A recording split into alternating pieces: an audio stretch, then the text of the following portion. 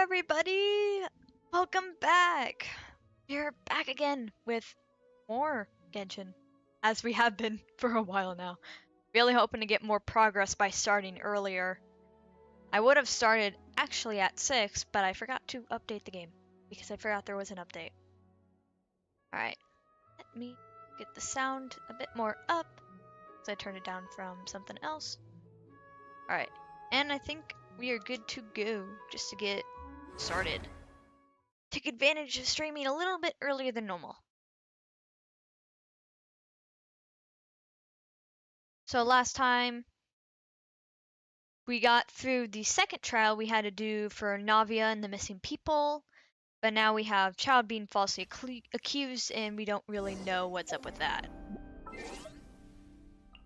Because the Ortris Mechanis Denalis Cardinal, I hope I said that right, is supposed to, be very fair and good in its judgment, even with the people's opinion weighing in. And it judged Childe on a crime that he did not commit, and nobody knows what's going on, even the Archon. So we are now about to find out what is happening with that. Which requires us to leave the upper house for some reason. I'm guessing we gotta go chase Farina out to go bother her. Because that is not how the upper house should operate.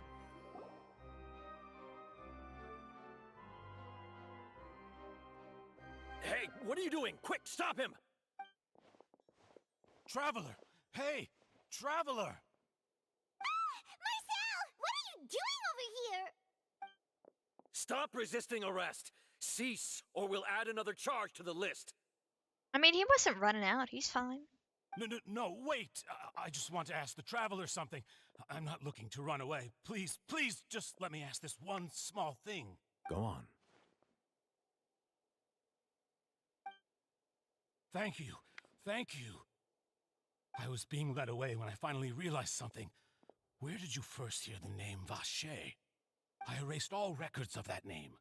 So, unless... Are you still trying to prove your innocence? Give it up. You've already been convicted.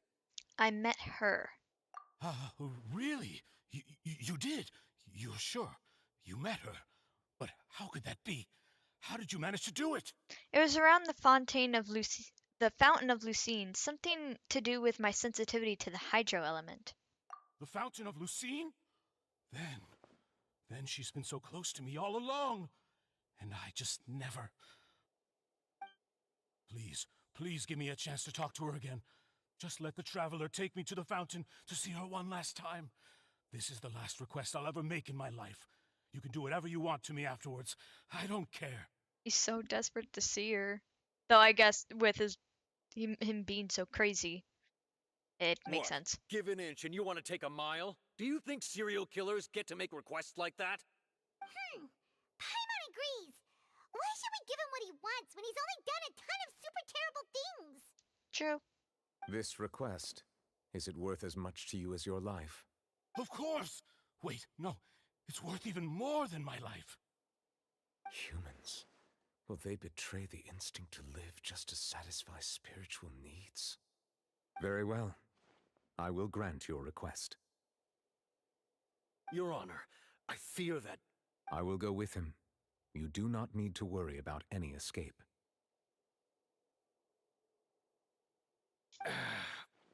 In that case, I shall leave him in your most capable hands, Chief Justice.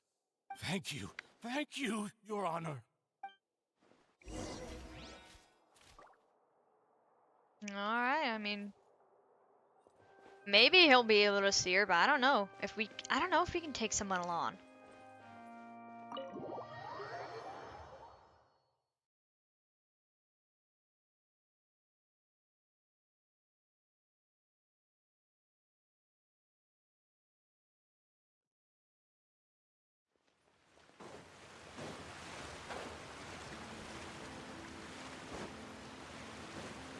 I guess we're gonna find out.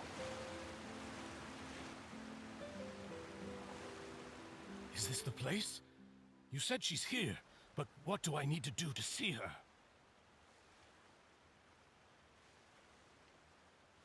A rubber room with rats crazy. Always crazy ones. Welcome on in. Back then, I drank water from the primordial sea. It heightened my sensitivity to the hydro element. Oh wait, this... Okay, yeah, this dude's from Shnezhnaya, so actually he'd be fine. He wouldn't die from that. Yeah, and even Paimon could hear her after drinking that thing. Didn't you just drink a lot of it on the stage as well? Oh, in that case... I mean, I guess it'll work. Vache. Ah! Yes, that's it! So you heard it too! Vinier, it's me! It's me, Vache! Vache. Vache. I'm here! I'm here! Where are you, Vinier? I'm coming for you. I'm finally here for you. Hey, wait! Be careful! Hey, wait! My god, I hope he doesn't drown. He just steps into the fountain like a crazy person. It's me, Vache! Vinier! Vache. Why did you come? Didn't I say? You don't need to look for me. You look a lot older than I remember. How long has it been? It's been more than 20 years. I've suffered for over 20 years since the day you left. All this time, only the thought of bringing you back has kept me alive. Nothing else mattered to me. I must be dreaming. Who would have thought I'd get the chance to tell you all of my feelings like this? Vinier, you are my everything. I really don't know how I could live without you. But Vache, if you ask me, this world would be better off without you. Damn! She said, anyways, you can go bye-bye now. What are you saying? If not for you, I would have finished my law degree and probably become a top-tier attorney one day. If not for you, I would have continued to pursue my love of the arts, and my works would have been displayed in the Palais Mermonia itself. If not for you, I would at least have been able to take care of my mother. And she would not have grown old and died alone, with nothing but the tears on her cheeks. It's all because of your selfishness, Vache. It's all because of you. You... Wait, you are not Vinier. Who are you? You're right. I am not Vinier. I am the sacrifices. Every woman who died by your hand, as our bodies dissolved, our consciousnesses flowed back to the primordial sea. Oh, so all of them are one. Our thoughts circulated endlessly within the primordial sea, and we were no longer individuals. But we became one, just as streams of water come together in the sea. I'm Cressy. I'm Lemony. I'm Azine. The only one I am not is Vinier. Why? But then, where is Vinier? She doesn't want to see you anymore. Every tendril of her consciousness is avoiding you. This is what you get for your selfishness. Your selfishness robbed us of our lives and our futures. You said time and time again that you'd do any and everything for her.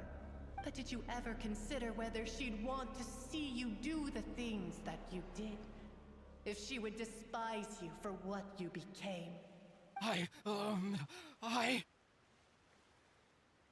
You are a liar, a heartless murderer, and a cowardly narcissist. The only thing you are not is Vinier's beloved. From the moment your first victim died and her consciousness merged with Vinier's, she has had nothing but pure hatred for you. It looks like I did not meet Vinier back then either. They must have wanted me to lure Marcel here from the very beginning. No! Vinier! She can't hate me. Let me see her. Please, have mercy. Dude, at this point you don't deserve mercy. You still don't understand. When I said don't look for me, that came from the real Vinier. She really doesn't want to see you anymore. But on top of that, she also said that because it's her final drop of pity for you. She said that because she knew that if you did come here, we will show no mercy to you. Vache. Vache? Vache? Vache? Vache? Vache? Killed a lot of people.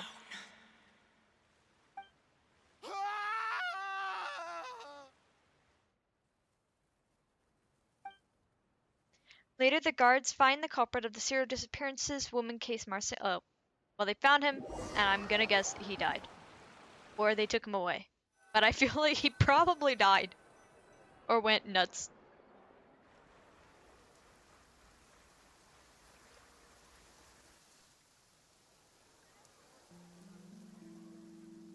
Finally, we have some time to do shopping.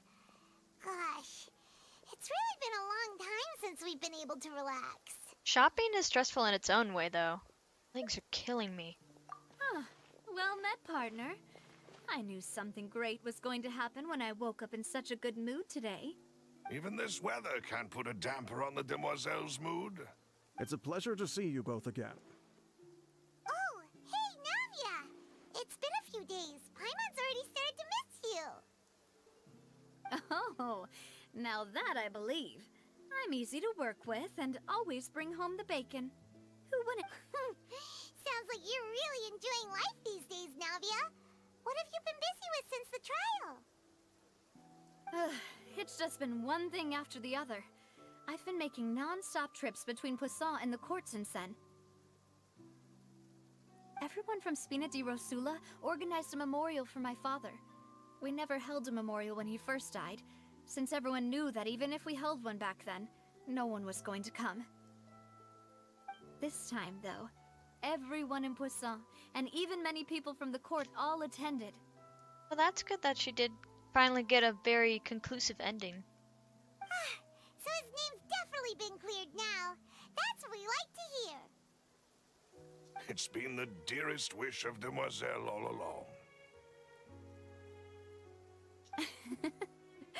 That blasted stubborn fool. I was right to put my faith in him. I'm so glad I didn't give up on the case all those years ago. Things turned out as well as they could have. Oh, by the way, I ran into Charlotte just after I left the memorial service. Well, maybe it'd be more accurate to say I knew she would be there, and there was no way she'd just let me go. Huh? So you know Charlotte too? The Charlotte? Journalist from the Steambird? Yeah, way back when I first became the president of the Spina di Rosula, she was all over me. Wouldn't take no for an answer. I believe the story was called The True Heart of Darkness, Secret Tales of the Yellow Rose. To be fair, though, it was a really flattering feature.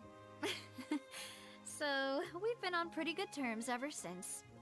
She was trying to lean on our friendship to get me to do an exclusive piece on the serial disappearances case. Oh yeah, she told us about that. She's always been super interested in that case, so now her wish has finally come true too. Yeah, it's nice that they're connecting the people all together that we've met so far. Anyway, I told her to make sure that when she writes about you guys entering the opera house with the critical evidence, that you both sound really cool. Now that's another thing to look forward to. We trust Charlotte's skills with a pen for sure.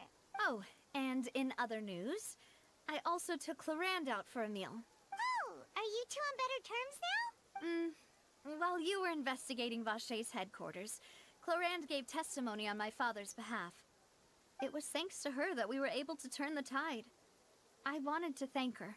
I mean, there's also no point in being awkward all the time, so we took the chance to reconcile with each other. Yippee! Oh, that's great. Paimon also thought Clarande wasn't actually a bad person. It's always good to have more friends. Anyway, now that the case has finally been solved, perhaps it will slowly begin to fade from the public consciousness. Oh, actually, there's still one last thing I need to do. What is it? I should pay a visit to my father's grave and tell him the truth of what happened. as well as how it all ended. And on top of that, just how much people still look up to him, to this day. That includes me, too. Miss Navia. Yeah, and it'll probably be nice to just kind of have a big wrap up and, you know, see the grave, kind of tell him the wrap up whether he can hear or not. Indeed. Can I come too? We want to go too! We also think Callus is a really admirable person. Sure thing. I'd like you two to share the moment with me. After all, without you, there might not have been such a positive ending. And in that case, everyone, let's be off. Considering the recent weather, we'll be lucky if we can reach Poisson before dark. Oh, nice! Where'd you get merch items from? And hold on a minute, I just noticed. There we go. OBS was cutting off my chat, so I couldn't see your complete sentence. I just fixed it. For some reason, when you switch between YouTube, like the profiles on OBS for YouTube and Twitch, it'll cut off the YouTube chat for some reason. I don't know if you can send photos in chat. Unless you're talking Discord. Which, yeah, you're totally good to do so. Yeah, you're right. It's been raining non-stop for a few days now. Yeah, because I was wondering, I'm like, oh, I don't think links are allowed. Or at least I don't think pretty much anywhere.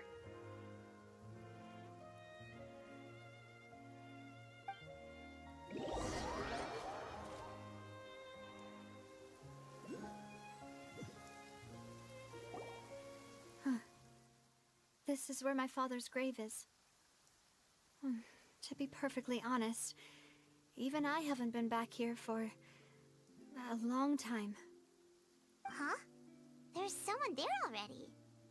Wait. That figure. It can't be...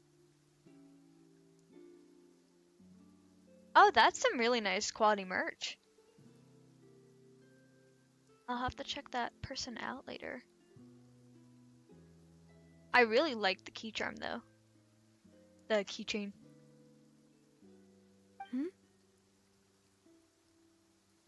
Isn't that Nervalette? Why would the Chief Justice be here?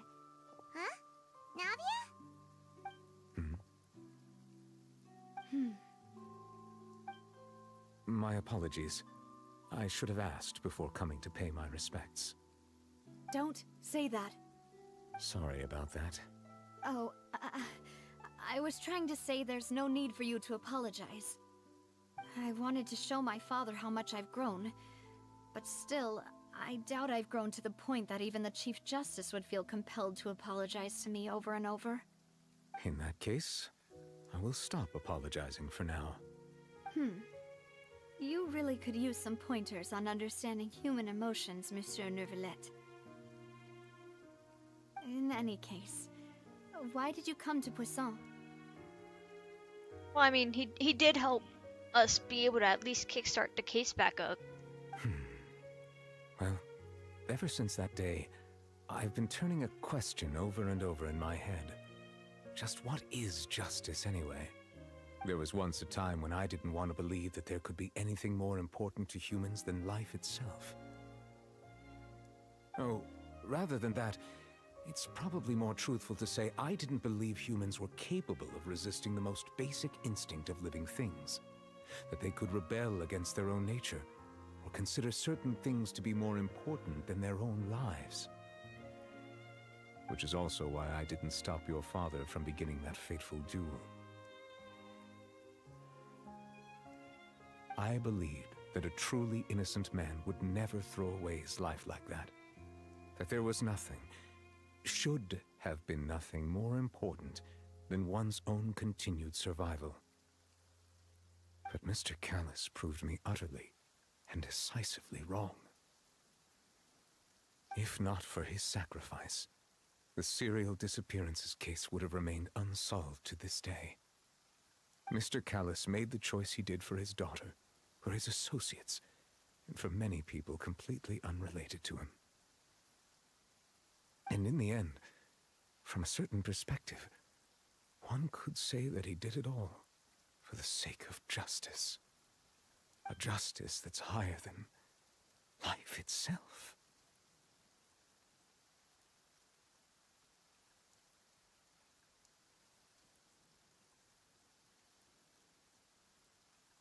Oh yeah, I totally would get that if like they just don't have it in your size. But that's cool that they have like that much merch already.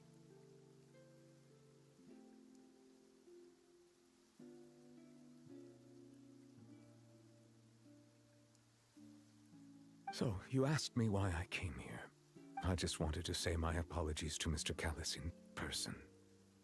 I should have noticed all of this much sooner. If I ended up doing any merch at later points, I'd probably end up doing stickers first. Mostly because I use so many stickers. I have a paper bag just of a bunch of different types of stickers.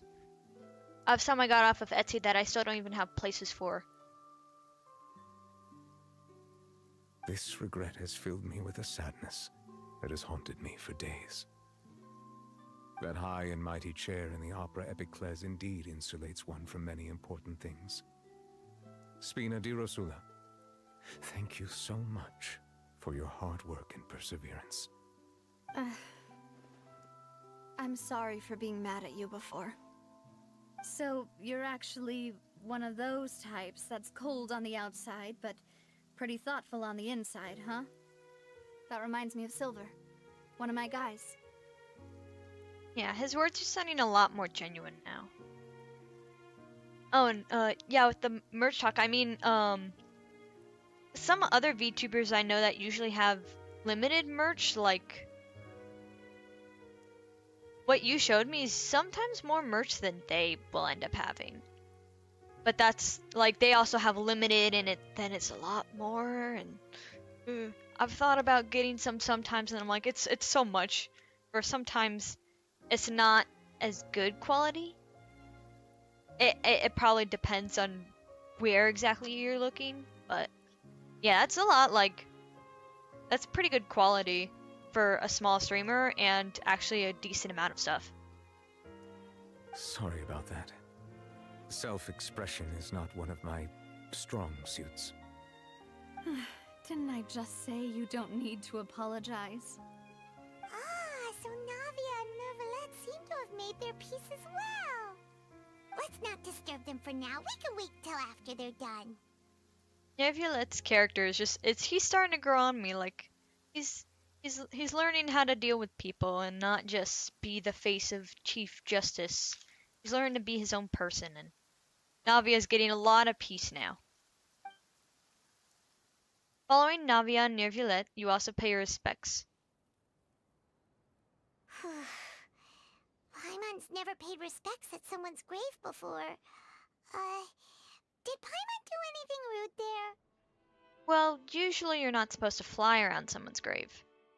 Huh? Oh, Paimon didn't know that was a thing. But Paimon doesn't know what she would do if she can't fly. Oh no. Paimon hopes Miss Navia won't be too mad. Wow, she took it seriously. I mean, I don't know if we'll ever get to see Paimon actually like step on her own feet and not just float. Anyway, Nervalette is still standing around there. It's not often that we can catch him alone like this, so why don't we go talk to him for a bit? If we can't talk to Lady Farina, we can at least talk to him, right?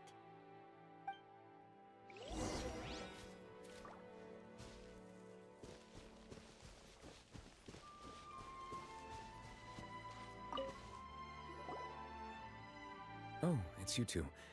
Did Miss Navia invite you to come pay your respects to her father? Mm-hmm. We ran into Navia on the streets today, so we just followed her here. I see. Then is there something that I can help you with? Well, it's pretty hard to run into you like this, since you're usually super busy. So we figured we could try to ask you a few questions, if that's okay. Please feel free. Though outsiders, you helped us solve one of the greatest mysteries in Fontaine, and it would be my pleasure to return the favor. I'm gonna gonna ask about Childe because I really wonder what's happening. We can leave the sibling theme for last, but I really wonder what happened to Childe, like getting falsely accused. My apologies. My investigation has still not reached its conclusion. However, I still believe the judgment of the Oratrice was not rendered arbitrarily. But you also said you thought he was innocent. For many years, I have been quite aware that the Oratrice does not simply mechanically repeat the verdict that I give on each case. As a divinely created mechanism, the people's unified faith in the concept of justice is integrated into it. Not only can it produce the incredible power of indemnitium, but it likely also possesses other traits, such as self-awareness. Which is all to say, I have been prepared for a situation like this for a long time. Huh. So when Lenny told us that he heard a human voice from the room where the Oratrice's core is stored... I was not aware such a thing had occurred. Perhaps that could serve to prove my conjecture. I will add that to the list of items to investigate. In any case, I am inclined to believe that the Oratrice does have a methodology all its own. We just do not have enough information.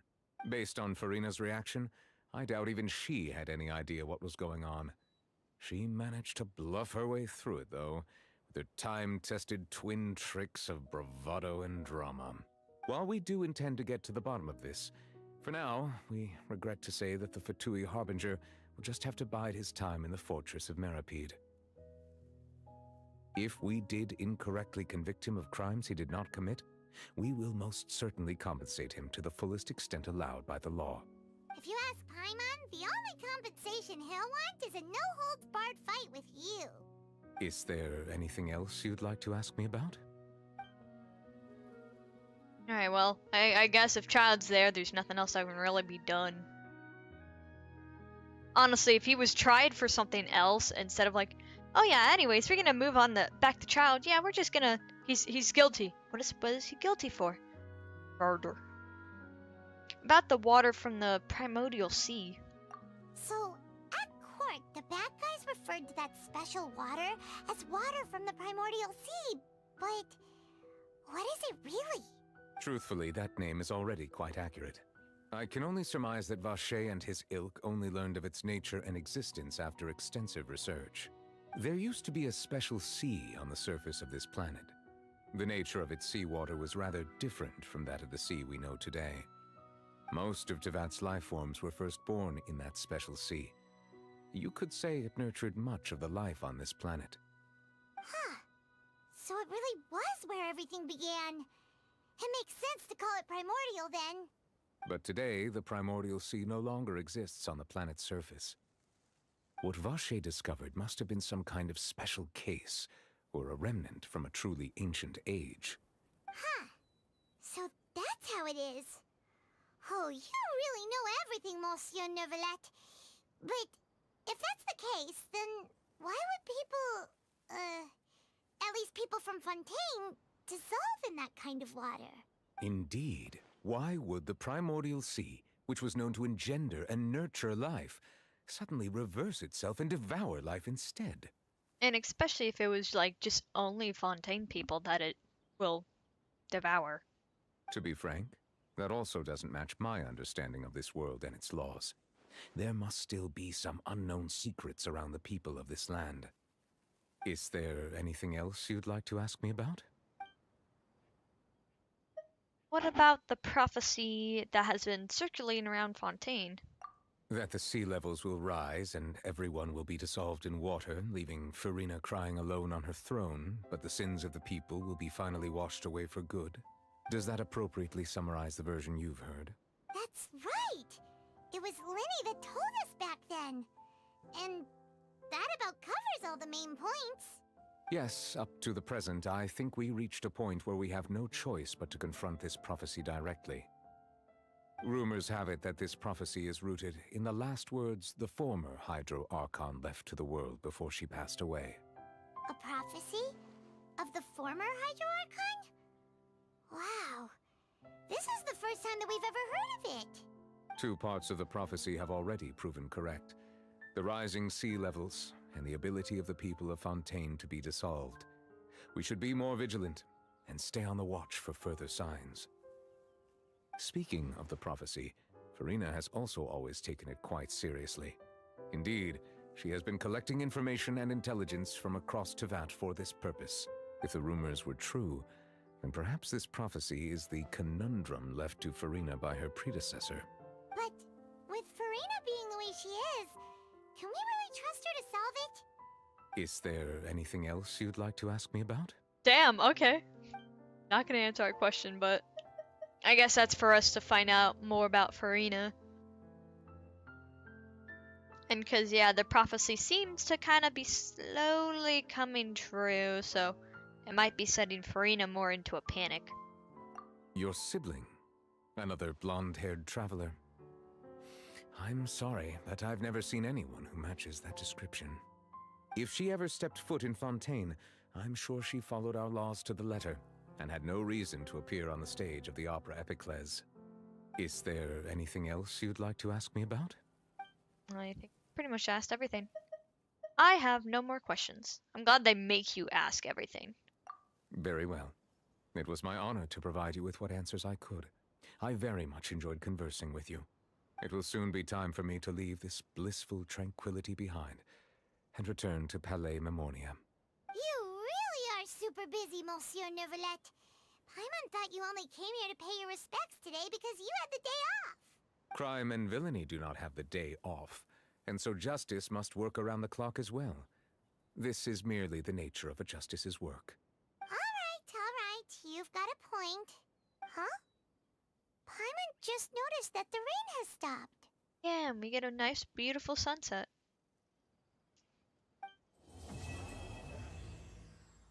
As light falls without reason. You know, we've been walking around for a while now. Why don't we go back to the Spina di Rosula base in the court of Fontaine and have a rest? Navia said something about having a place ready for us there, didn't she? Come on, let's go! We will go after I get this teleport point. Because if I can travel around here a lot easier once I can do some exploration, I will gladly do so. I don't think I'm done. I'm not done with Inazuma exploration, but I'm fairly close. And Sumeru is way off because I've not even gone to that deep desert part yet. Like, I've done nothing there.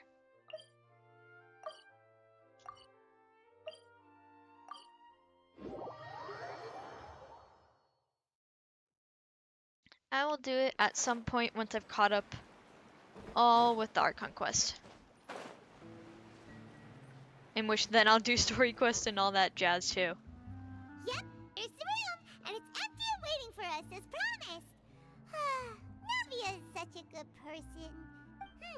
Now that the serial disappearances case has been solved, no one's going to come after us for anything. Even without Silver standing guard, we can just completely relax. Why don't we stay and rest up here for a while? Even machines in Fontaine need to stop and recharge now and then.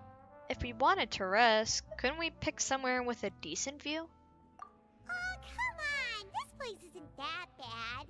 Besides, how often do we get to stay in an actual base? The truth, Paimon. Oh, fine. Remember that detective story Paimon read before?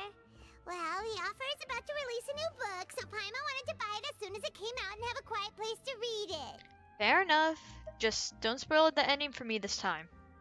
Yippee! Then it's agreed. Come on, let's get some sleep. We'll need to be up first thing in the morning to get in line and buy a copy.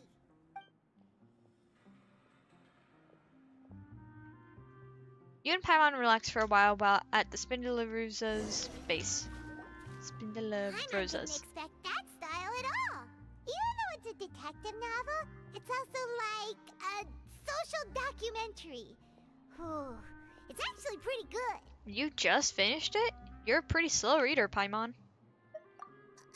No! Paimon just spends a bit more time sleeping than you, that's all.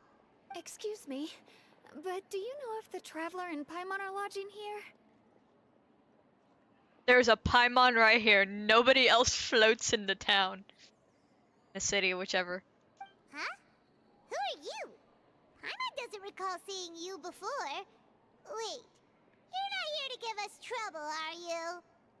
A blonde traveler and a chatty little fairy. Looks like I found the place. Good thing I asked the Spina di Rosula. Seems they sent me the right way. Hey, what do you mean by chatty? Paimon's always careful not to talk too much. Most of the time, anyway. You're pretty chatty, but that's also because you kind of talk for us for some reason. It's an honor to meet you both. I was sent from the Palais Mermonia. Monsieur Nourrillet wishes to see you. It seems he has something important to discuss in person. Okay. Neuvillette? He wants to see us again already?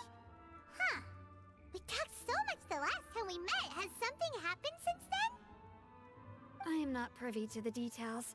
It would be best if you came to the Palais Mermonia and asked Monsieur Nourrillet in person. If you say so, but Paimon has a bad feeling about this. Now that I've delivered the message, I'll take my leave. Thanks! We haven't left the room for a few days, so we'll head over once we've freshened up a bit.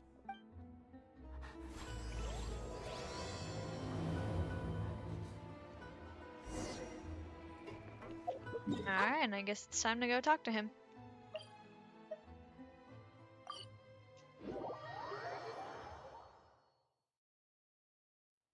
I guess we are pretty much done with Navia, besides occasionally seeing her at this point, so it'll be more towards dealing with Farina and Neuvillette, trying to do the whole, hey, sibling?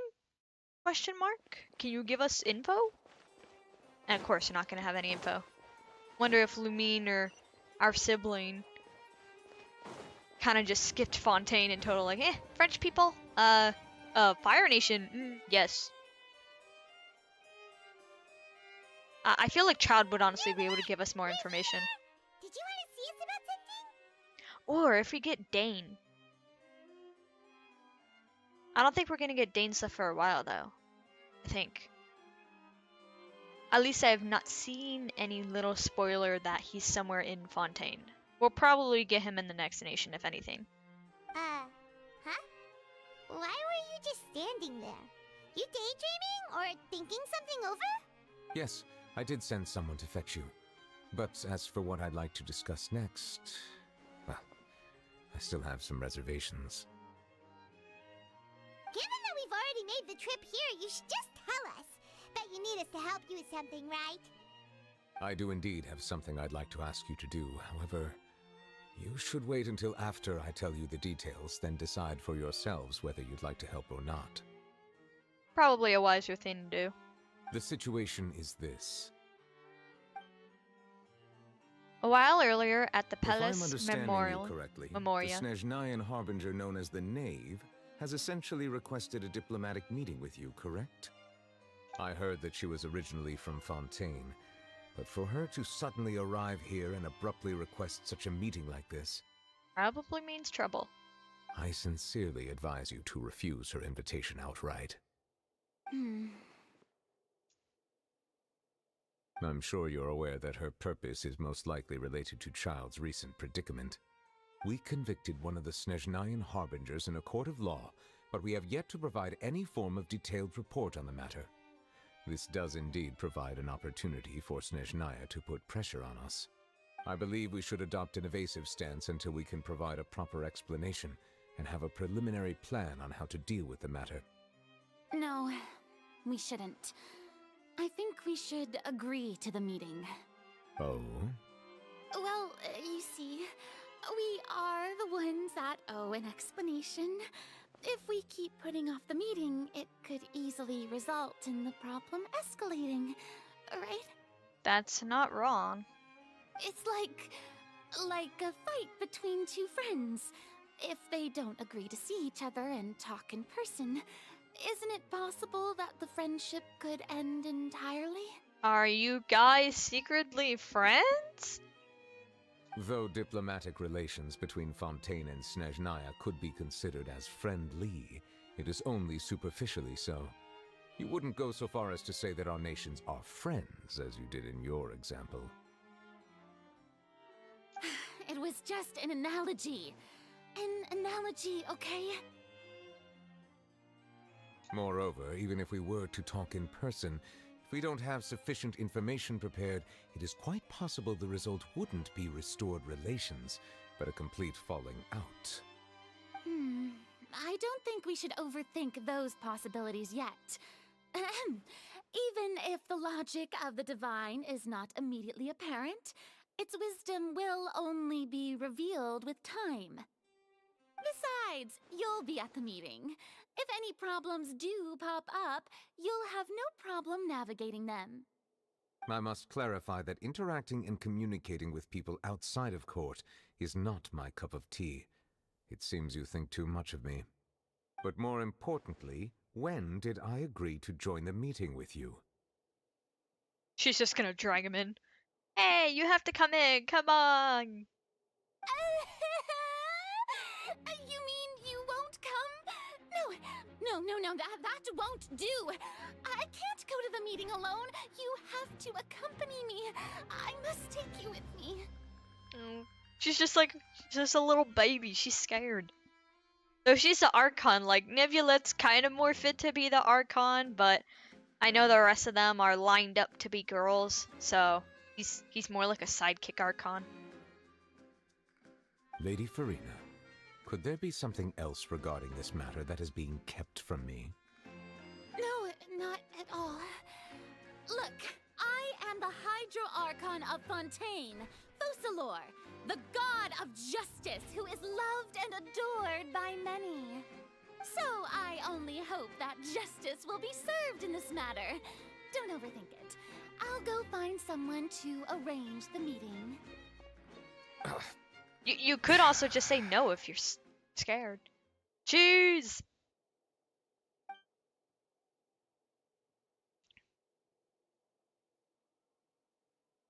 Though it could officially be considered a diplomatic conference, I prefer to see our meeting today as an ordinary tea party. She's here! She's here! Arlecchino, she's here! Oh my god! You can't hear me slamming my desk, but we have a very, very pretty lady who I really want to get a custom-made figure of. It's I the assume name. you see it the same way, Miss Farina? Arlecchino, the fourth of the 11 Harbingers, which means she is extremely powerful.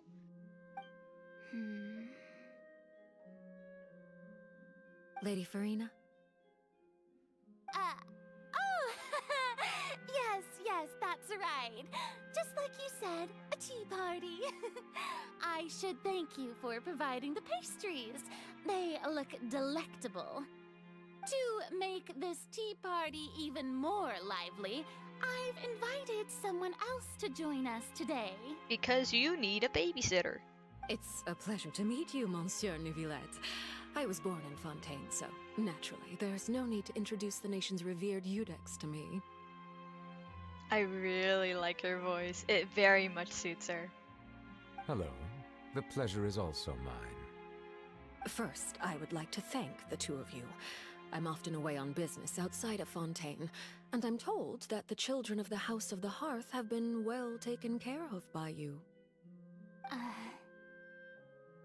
Oh, I'm not referring to when my children, Linny and Lynette, were falsely accused by you. Please don't misunderstand. The children of the House of the Hearth are often misunderstood, perhaps due to the reputation of the Fatui. There's no getting around that. All I meant to say is that Fontaine has been stable in recent years. The people are well off and the children lead happy, fulfilled lives. That is something truly worth cherishing, and no one wishes to disrupt such peace. Now then, you have come regarding the matter of Childe, correct? Well, yes. It appears the ever-busy Eudex Neuvillette doesn't wish to waste time with diplomatic pleasantries, and hopes that we can get straight to the point of our talk.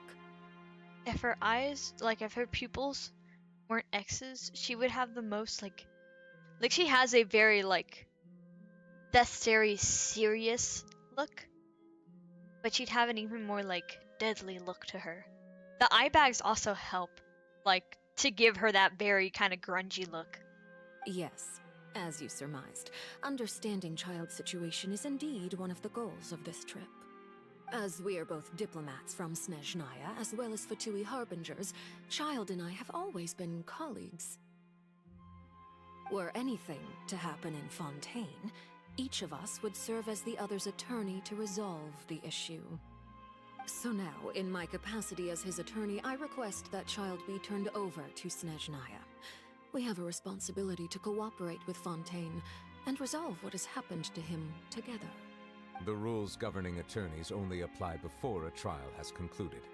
Since a verdict has already been rendered, we see the case as settled. I apologize for being unable to grant your request. An outright refusal. Very well. I respect all the rules of Fontaine's courts, just as I respect you as Chief Justice. Okay, why don't we back up a step? You don't need to transfer Childe to us. I only request to enter the fortress of Meripede to see Childe and confirm his condition. It's not like you couldn't even manage to fulfill a simple request like that. Right, Miss Farina? Oh, she's gonna play with the nervous one. But God, she's so pretty. I love her. I love her already. About that. The fortress of Meripede has always been completely autonomous. Even we have no authority to interfere there, and diplomatic issues do not suffice as an excuse. However, if you absolutely must confirm the situation of the Harbinger, I have a proposal. The knave showed up already? Well, Lenny did say that Father will be returning soon. We didn't even know that Lenny was from the House of the Hearth at the time, so we kinda overlooked that information. Please be careful, Nivulet. The knave won't be easy to deal with.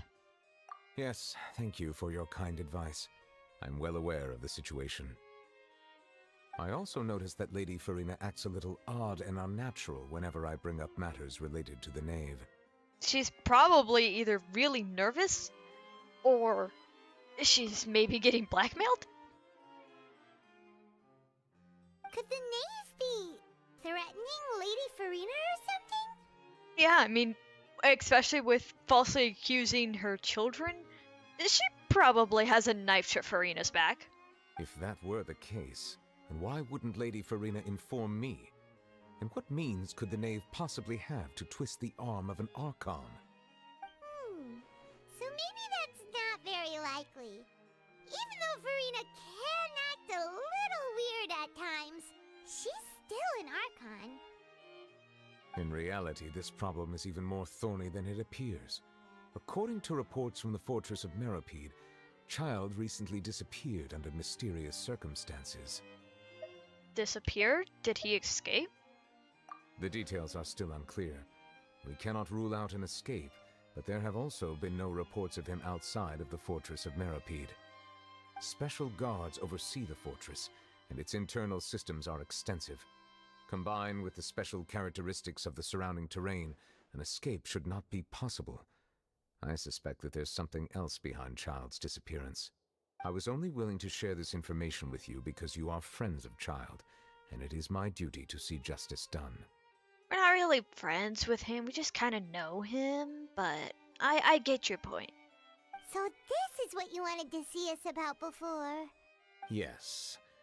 I would like you to go to the Fortress of Meripede and investigate Childe's disappearance. This was my proposal during our meeting with the knave.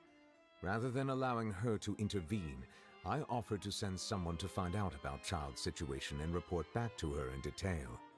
The knave did not seem satisfied by my proposal, but she still agreed to go along with it for the time being. Her words were, "We will talk more once we have that report." So that means we bought ourselves some time. But why do you want us to go?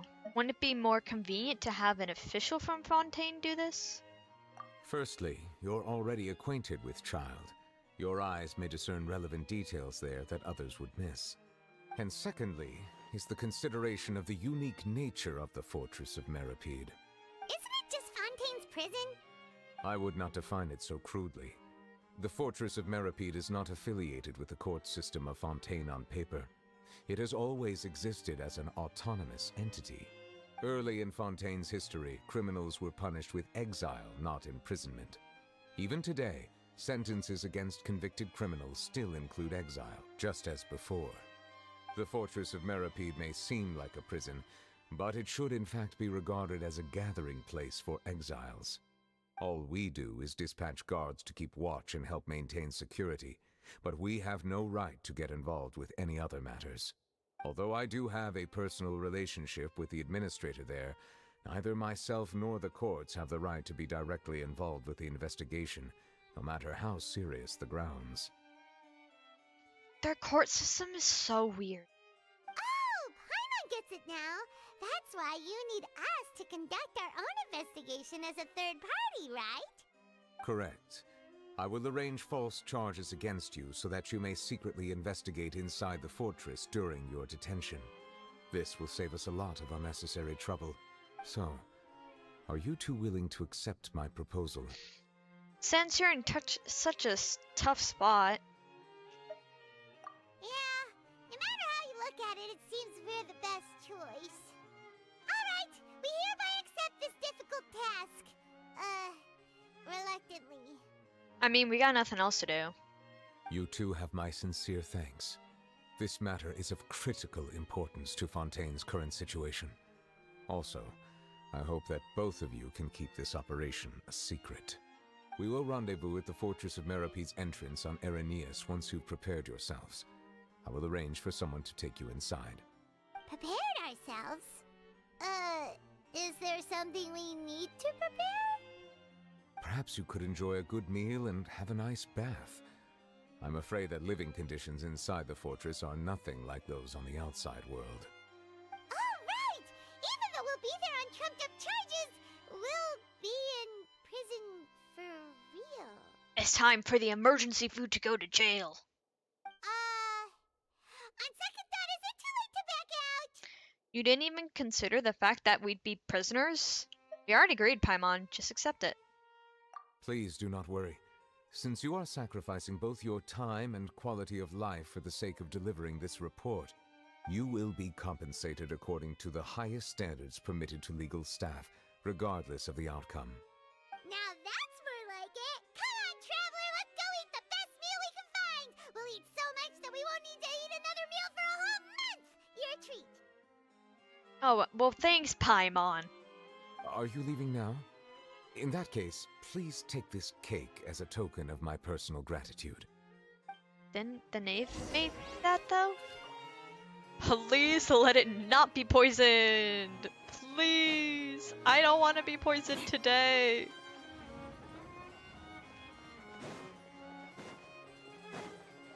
Oh, we can probably just teleport right outside.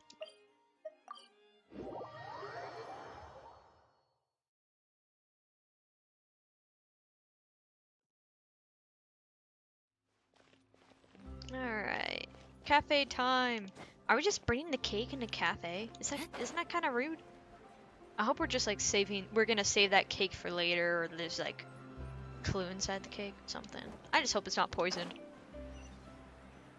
Oh, this is a nice cafe. Paimon will have that, and that. Oh, and one of those too. A no Fonta, thank you.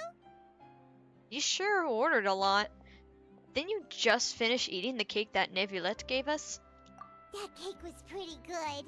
But as soon as Paimon remembered that we were about to go to prison, Paimon's stomach suddenly became completely empty. Now that Paimon thinks about it, we've always been super careful ever since we arrived in Fontaine. Just to avoid breaking any strange laws here. But here we are, about to willingly send ourselves off to the Fortress of Meripede. Maybe this is what they call fate. Or maybe you probably shouldn't talk about that in public. Let's just try our best to investigate everything quickly once we get there. Paimon doesn't want to stay in prison too long. Yeah, just get in there, get our job done, and get out. Huh? Oh, what is that I hear? Is it the taste of a breaking story? Charlotte! We haven't seen her in so long. Hey! You can't hear a taste! And what are doing here, Charlotte? Oh, don't remind me. I invited an eyewitness to a case to eat here, and I was planning to get some great material out of him. But he didn't even show up. Calm down, calm down. This is nothing new. As a journalist, you should be used to this by now. And as long as you can score some juicy tidbits from the Traveler, you might still be able to recover the cost of the meal. You know we can still hear you, Charlotte. I mean, but if she wants to, kind of pay for part of the food that Paimon's trying to buy from us, I mean, I wouldn't mind. Never mind. It's nothing. I just heard you mention the Fortress of Meripede. You didn't commit a crime, did you? Please tell me all about it.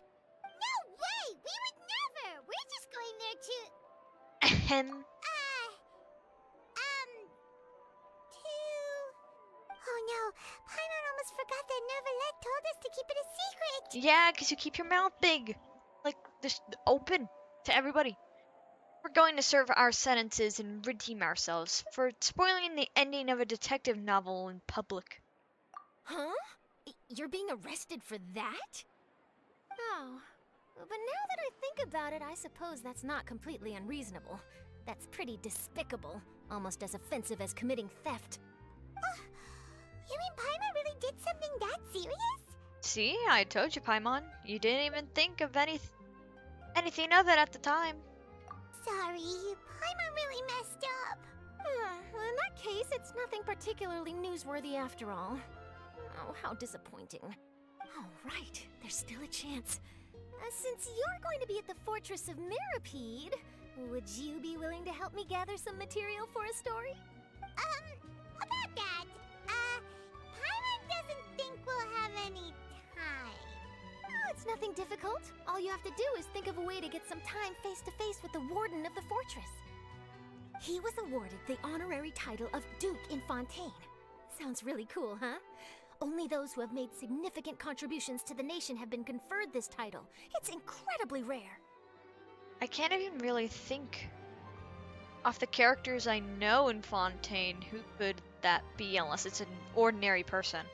On top of that, the Fortress of Meripede has never been under the jurisdiction of the courts. Practically nobody, including journalists like me, knows anything about the person in charge there. Oh, if I could write an exclusive article about him, I bet it would sell a boatload of papers. You make it sound easy, but it really depends. Of course, I wouldn't ask you to do it for free, so this meal is on me. All right, you got a deal. Do anything you want. Oh my god, she turned around so fast. Then it's settled. The food should be here any second, right? Huh? Wait, just how much did you order? Yeah, you may come to regret that decision. Sorry. After completely stuffing yourselves, you prepare to go to the Fortress of Meripede. Oh, Paimon's so full. Well, guess we have nothing to regret now, so let's get going. Alright, time to go to prison! Woo! We have to go all the way around the court. Lovely. Wait. Paimon just said something really ominous, didn't she?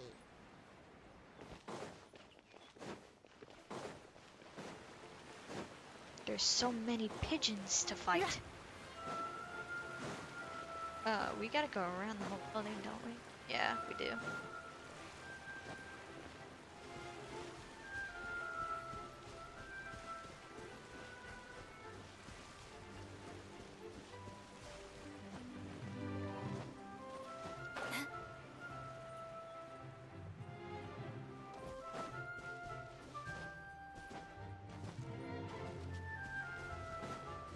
Are we supposed to be more up? Think we are? Oh, I see him, but we probably want to go a little bit more up. I didn't think we could probably go through the courthouse to get to him. Oh shoot, can we not?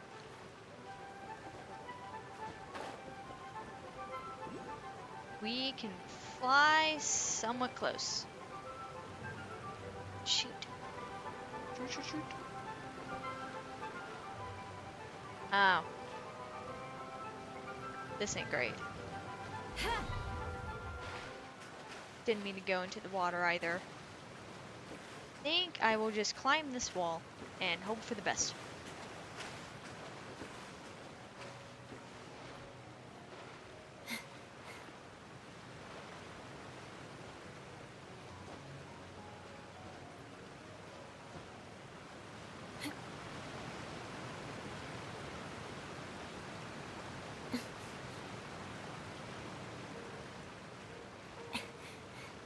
Ah, shoot, I'm gonna drop. Okay, we're gonna redo that real quick. I'm gonna guess there's a way easier way to do this.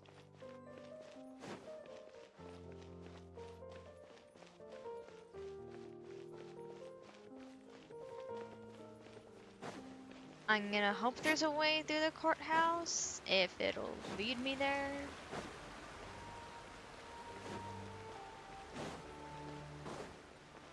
Wait, there's like...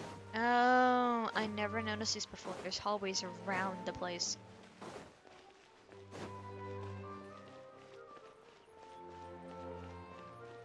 This is kind of fancy for going to prison. But I guess it's to also make you feel alone in all the fire to, like, I don't know, make you feel where it's coming next. Something to that effect. Alright, Navia, we're ready. Is this where the entrance is? You have come, just as promised. Yes, this is the one and only entrance to the fortress of Meripede from Araneus. Careful. You may want to step back a bit. Whoa! So you have to go down from here? Is the prison underwater? Utilizing both the barrier of the water as well as the fear humans have of the depths, the fortress of Meripede is naturally the perfect place to confine and guard criminals. But do not worry. It is not nearly as frightening inside as you may think. You will see for yourselves once you are down there. Paimon hopes you're right. Don't know about you, but just thinking about being at the bottom of the sea like that gives Paimon the heebie-jeebies. Oh, and there's one more thing. I mentioned that I have had personal dealings with the administrator of the fortress, Writhsley. He's a very shrewd fellow. He's the warden? Huh. Okay, I didn't know that. Yeah, we heard about him too. He's that Duke, right? Correct. He is the highest-ranking manager of the underwater prison. Even though you are going there to investigate at my behest, it would behoove you to avoid any confrontation with him or any of his subordinates. The Duke rarely ever leaves the fortress of Meripede, but that does not mean he is not privy to all that is happening inside and outside the fortress. He is quiet, but not unaware, so please bear that in mind. I'll keep that in mind. Till I know how to pronounce his name, I'll probably avoid that option. All right. That's about all the time that we have to talk privately. I'm counting on you two. Don't worry, we won't let you down. Good. Madeline! I'm here, Monsieur Nervalet. These two are the newest convicts, I presume? Don't worry, they won't escape on my watch. Like we would try. Please follow me, you two. I'll process your paperwork for entering the Fortress of Meripede.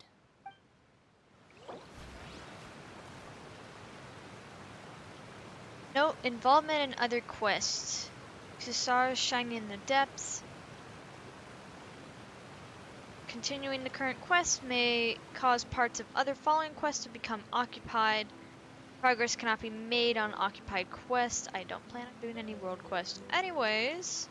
So we continue. And now my cat wants out of my room. Yes, yes, yes. I'll let you out. There you go. Aristocratic etiquette is all just for show. Just smile and nod along. I was forced to learn all of the rules by heart. But I do know of the Duke, because I really don't know how to pronounce his name. But the only things I know about him are the things from his demo, because I did end up watching that, and that people really like his butt. And that he's cryo. That is all I know about him.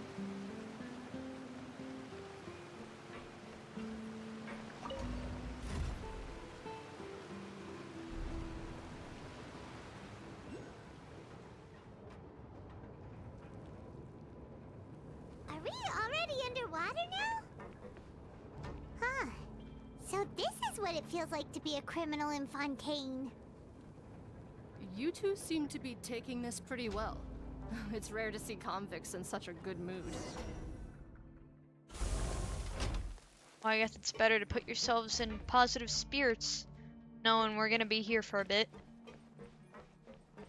Right.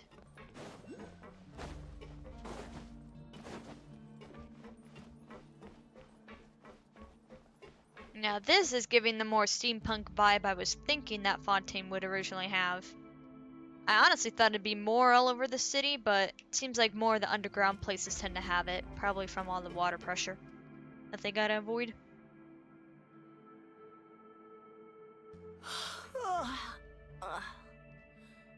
Oh, it's you, Madeline. Why'd they make you make the trip down here today?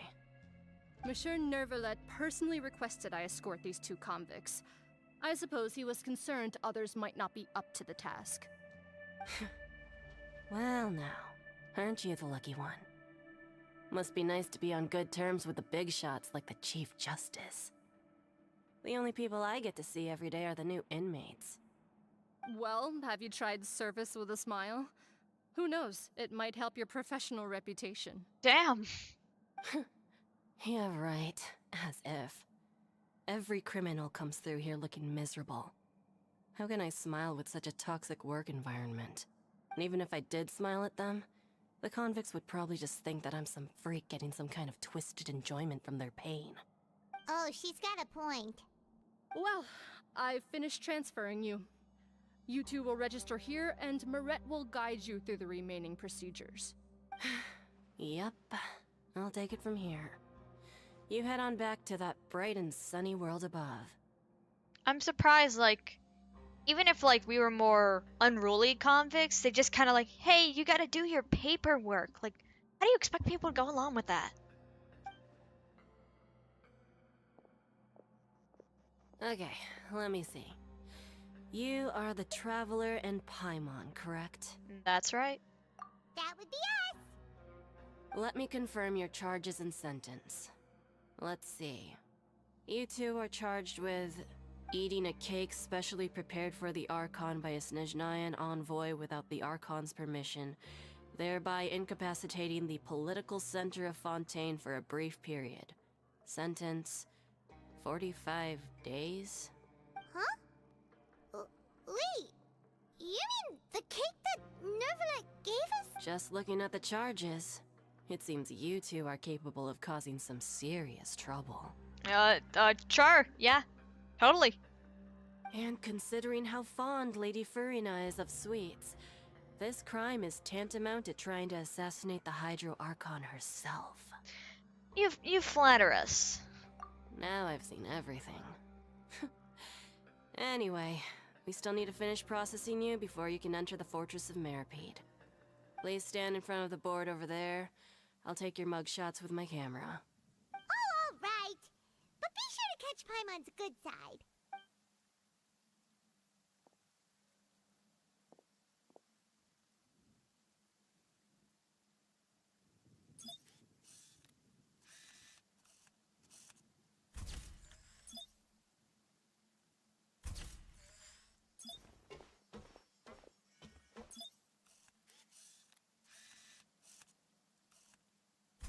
Paimon, please stand on the ground. We need your accurate height, miss. Under Marriott's guidance, you complete all the required things, blah blah blah. And we're done. Thank you for your cooperation. Next, someone will be along to guide you inside the fortress. Please be sure to cherish this opportunity for rebirth. Huh? Rebirth? Isn't that a little much? We're only gonna be here for 45 days! You two are the new inmates, right? Follow me. Man, she really does not like her job, but fair enough, it's in a prison. Oh, okay. Paimon is Paimon and this is the Traveler. Save it. Not like I'll remember your names. Move it.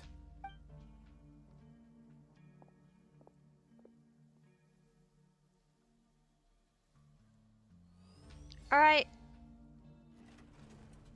Have fun, and I hope your food is good.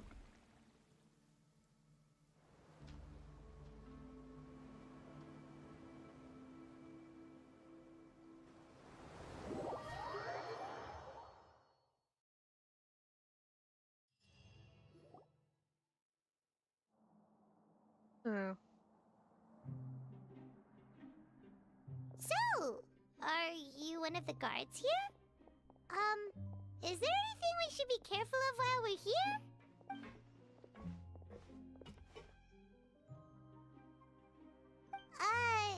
Did Paimon already ask something she wasn't supposed to? Why should I tell you anything? What's in it for me? You sure don't seem like a guard. Why were you sent to bring us here? Bring us in? This is exactly why I can't stand you fish. I wouldn't even be doing this if it weren't for the credit coupons. Credit coupons?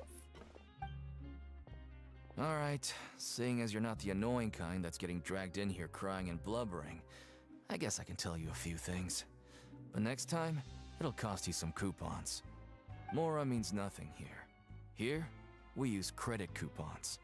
Coupons can get you almost anything in the Fortress of Meripede. Desires? Fulfilled. You want power? No problem. Coupons can even change fate itself. So, credit coupons are a currency that can only be used here? It's not as simple as that. Like Moret said, everyone gets a chance at rebirth. No matter how much money or power you had before, it means nothing once you set foot inside the Fortress of Meripede. You have to start over and earn your coupons. Everyone starts from the same place, and you have a chance at a new, less terrible life. So it's like a rehab prison. Something like that. I guess that's the real purpose of the coupons. They symbolize true fairness and true justice. And this is also exactly why so many criminals choose not to return to the outside world, even after they've served their sentence. Oh, so that's what the Fortress of Meripede is like. Huh. Paimon was under the impression that it'd be more like a prison. It certainly ain't all sunshine and roses here, but it's also not the worst place to be. You'd better take a good look at the scenery now. It'll be the last chance you get for a while. After being away from the sunlight for so long, even the terrifying depths of the sea start to feel like home. It just stops feeling oppressive, you know? I mean, it is very pretty, even inside a prison. Oh, I'm actually an inmate like you two. Welcoming newcomers is a job I've picked up to earn some extra coupons.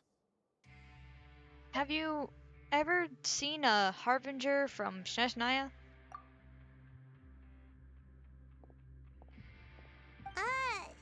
Why aren't you answering us again? Because we need to give him coupons. I've told you enough for free. Any more info is gonna cost you. He's so like, all you care about is Mora. Wait, no. Coupons? it's like the candy cadet from FNAF. If you want to keep getting him to tell you a story, you gotta give him fast coins. Except this dude just wants coupons.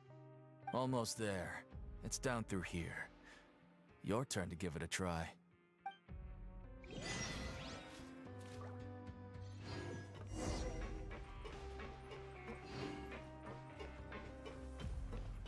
They really just kind of really like let people freely walk around here. It's so weird.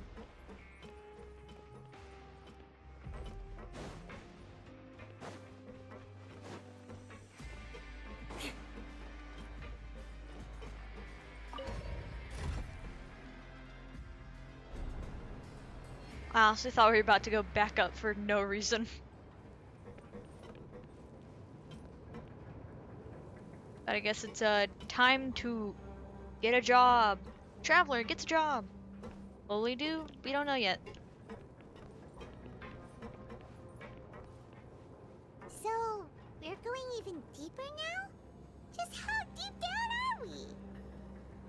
It's like a metaphor for your previous life, isn't it? Our lives weren't that bad.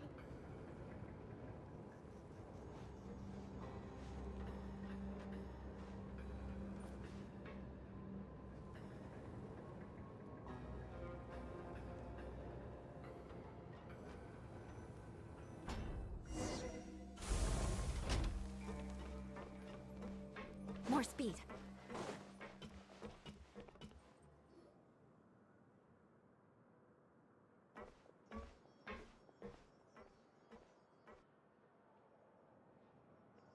So this is the actual entrance to the Fortress of Meripede? Huh. It looks like there are other new arrivals, too. Oh, they sure don't look happy. Maybe we look too relaxed for fresh convicts. Hurry up and think about something sad. You're probably the only one who doesn't fit in.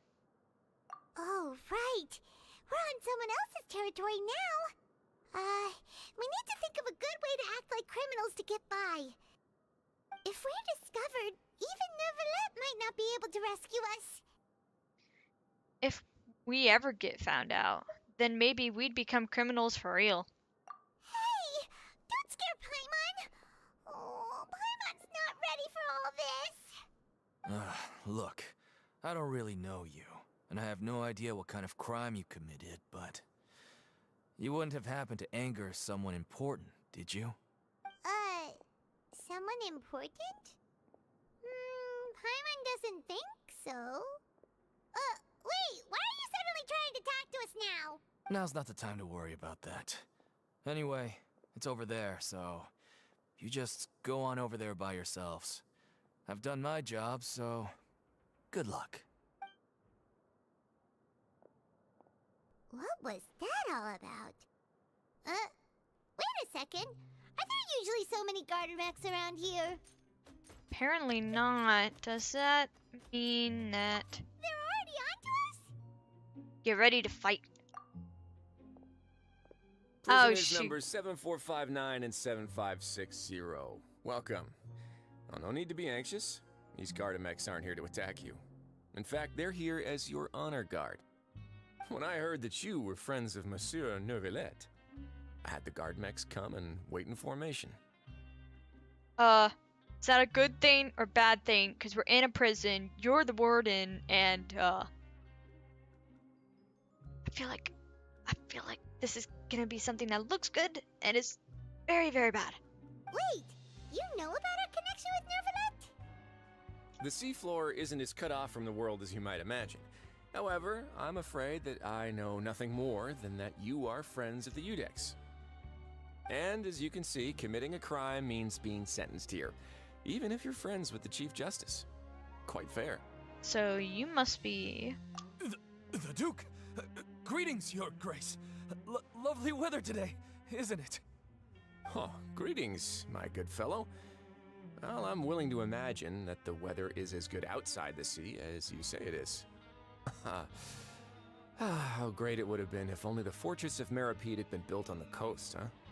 It would have been so convenient to enjoy a nice chat in the sunshine. My profuse apologies. I just got so nervous when I saw you, So this is the Duke. He sure looks a lot younger than Paimon imagined. Bro, he can hear you. The Traveler and Paimon, correct? Mr. Deacon here was responsible for your welcome. I trust you were satisfied with his guidance? We're gonna give him the benefit of the doubt. Give him some coupons. He actually did talk to us. He was pretty alright for, being in a prison. He'd taken great care of us. Splendid chap, really. Outstanding. Well, Deacon, I recall we discussed fate during our last work meeting, I believe that fate will reward all those who take every aspect of their work in life seriously. When you return to your bunk, you'll find the guards have issued some extra credit coupons to you. Oh, thank you. Thank you, Your Grace. Oh, and you too. I can't believe you gave me such praise. If you need anything in the future, anything, please, come find me anytime. No credit coupons necessary. Well, I believe that concludes the introductions. We've already taken enough time here. Deacon, if you would. Yes, Your Grace. I'll take my leave now. Please, follow me. To make you feel more welcome, I'll show you around the various facilities of the Fortress of Meripede. I hope it'll help you adjust to life here.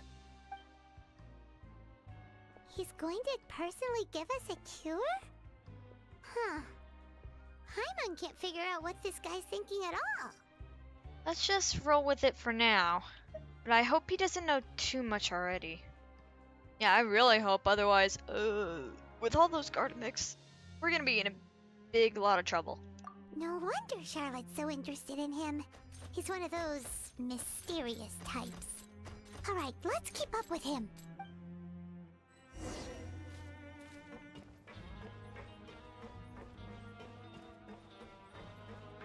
Be in a picture of the prison? Okay. I mean, it looks pretty cool though. Like, all this architecture is like really like, besides, you know, kind of being wet and dingy, is what I thought Fontaine would end up looking like. It's just more steampunky. I'm glad at least some part got in though. There's no need to be so reserved. The label of criminal is nothing but one of many identities. And being criminally inclined here at the fortress is just one of many ways to survive. Is it really okay for the warden to think like that? We're real criminals, you know. What if we're too difficult to handle? Well, then maybe you'll be able to carve out a name and a place for yourselves in this underwater world, But before you go in swinging, please remember that in the Fortress of Meripede, it's better to not cause trouble for yourself or for the guards. Now, we've arrived at a very important place, the Coupon Cafeteria. You can come here and— You mean it doesn't cost anything? That's right. Criminals are essential to Fortress operations, so we must guarantee that they at least have the basic means to survive. But that's not how it was. Back in the day, it cost you credit coupons just to get a cup of water here.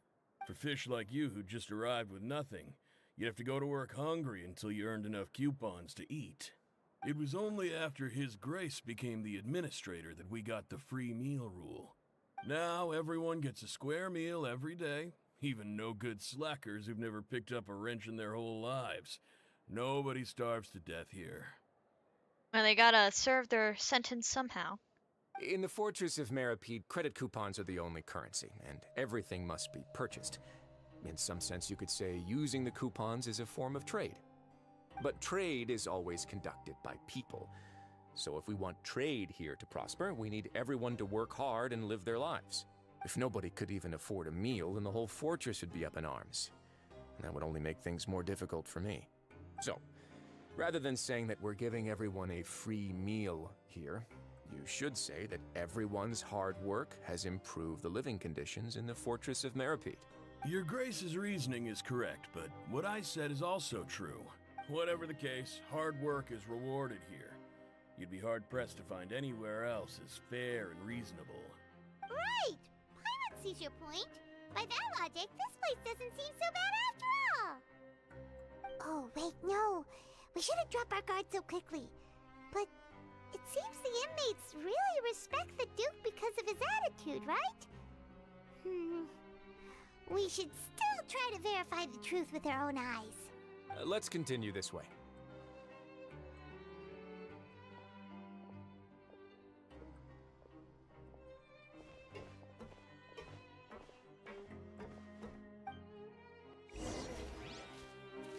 Where to next?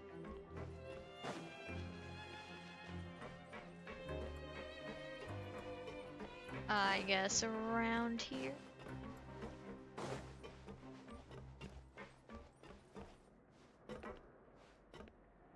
I totally went the wrong way, but it's fine. What, can we not climb up that?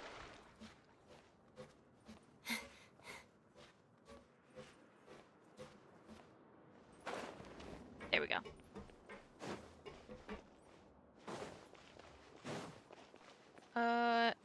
A wrestling ring? Okay. This place is known as the Pancration Ring. Sometimes we have criminals who have more energy than they know what to do with. Their daily work alone isn't enough of an outlet for them. So, instead of leaving them to their own devices, we've provided them with this dedicated venue. This way, nobody will get involved unless they want to be. So, I guess kind of like a gym? Pancration matches? And you can earn extra coupons? Oh, what do you think, Traveler? Interested? Oh no, yeah, that'd be great. Earning money at the gym. But I must warn you that your sentence will be extended if you fail to restrain yourself and end up seriously injuring or killing your opponent. In that case, I'll pass. Seems like you know me too well. So, did you set this place up too? No, actually. I just granted approval for the organizer to use this area to build the ring, and I collect a portion of the proceeds in return. Of course, the fees are also quite useful. Do you mind if we ask what they're used for? Sure. Ensuring personal safety, maintaining the arena, and resolving any conflicts that arise. Why?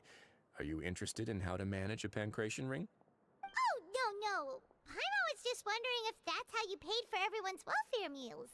A reasonable guess. I see you have a talent for entrepreneurship. You could say Paimon likes money. Oh, you hear that? Paimon has a talent! So we can start a business here? That is something you can discuss between yourselves later. Let's move on for now.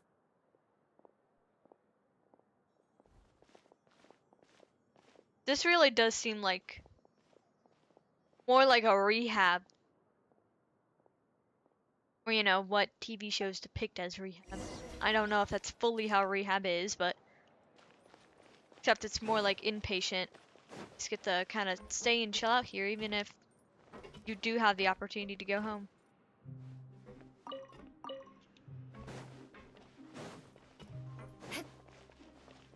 I just really wonder where Childe is and if he's gotten himself into trouble already. I wouldn't be surprised if he did.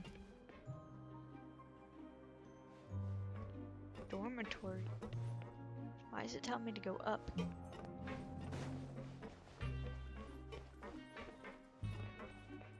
More speed.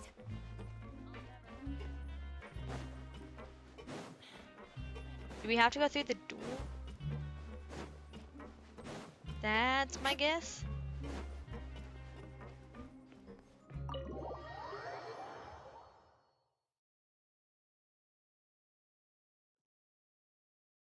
Uh-oh, okay, yeah.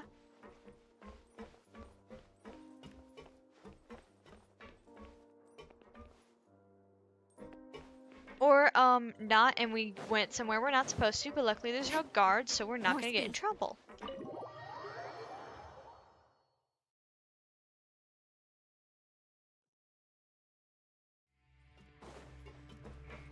Okay, we're gonna stop guessing and just go where the little gold line tells us to.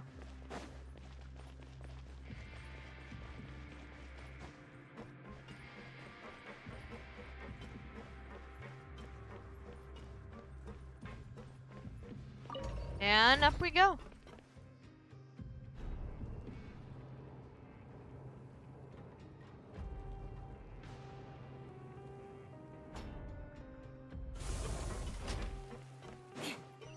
Teleport waypoint into prison. Okay, not a smart idea, but I'll take it. Primo gems. What am I gonna use him for? I do not have anything in mind.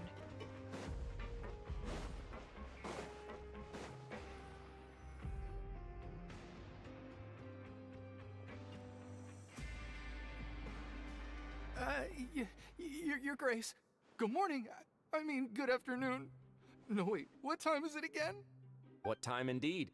Time waits for no one, so it's best to keep an eye on it. My apologies, Your Grace. Jeez, that guy's so nervous he almost forgot to breathe. Sorry, forgive my manners. These are the dormitories, which is where inmates sleep.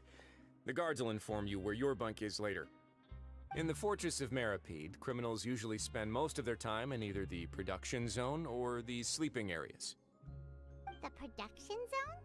What does it produce? Is that where we'll be working? Not necessarily.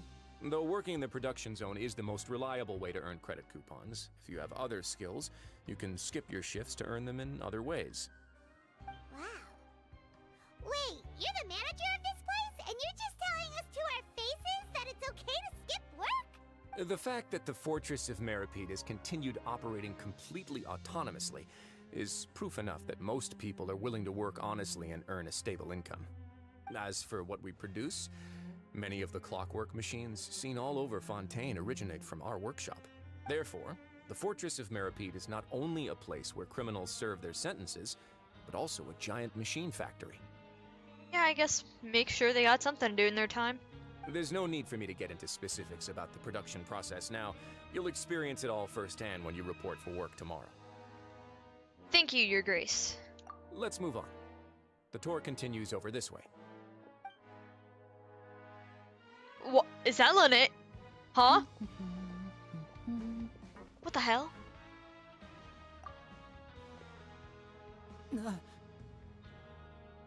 Hello? Huh? Why are you here? We're trying to get you out of prison. Oh, you really scared me there. I didn't expect to see you here, Your Grace. I thought maybe I was so tired from work that I was starting to see things. We were trying to get you out of prison. What the? Why are you here? Should we have let you go to prison? The only thing you should be seeing is the work in front of you. Stay focused and keep up the pace. Oh? Is something the matter? It's nothing. Paimon's just worried about how hard we'll have to work tomorrow. I wonder if maybe the kind of orphanage for more speed that Lene and Lynette go to actually, you know, manages well, like if some of the kids come down here to work. That's what they do.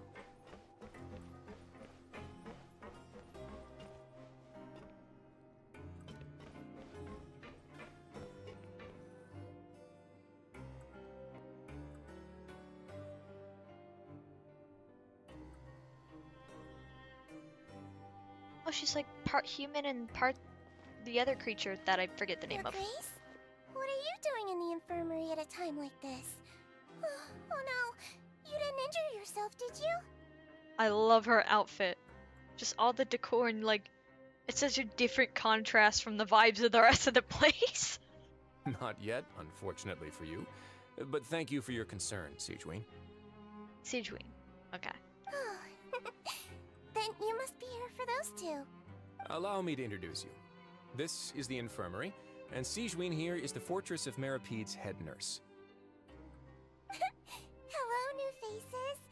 They call me the head nurse, but I actually handle all the nurse-related work all by myself down here. I was about to say, I don't see anybody else. Since you seem to have some rare downtime with no patients, perhaps you could find the time to join us for dinner? Oh, then these two must be some important convicts. Sure, I'll join the welcome party. Thank you. Your presence will be the pièce de résistance for today's tour. Oh, so the tour part is over now? I believe I've already covered the primary aspects of life here in the fortress. As for your work, there'll be someone else to guide you through the details. Is there anything else? I seldom conduct tours, so why don't you just ask if you have any questions? Well, this is our first time here. Paimon's not sure what to ask. Then let's head back to the coupon cafeteria. Maybe a meal will help you think up some questions.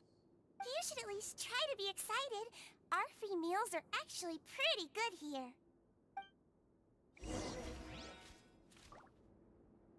Alright, I guess time to go back down.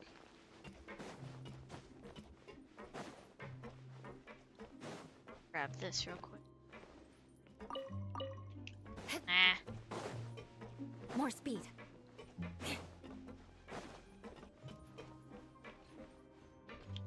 We're on side. More speed.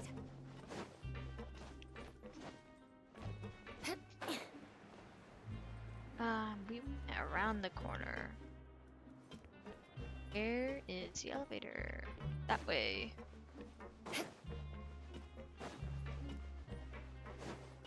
More speed.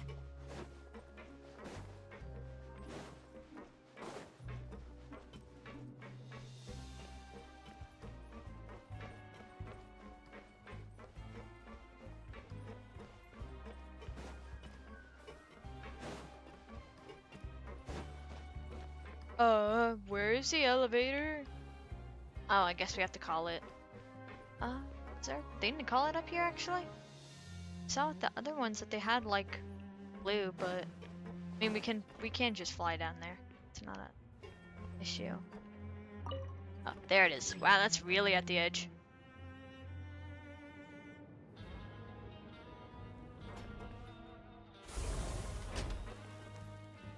down we go. Time to get food. And I'm ready to get food after this.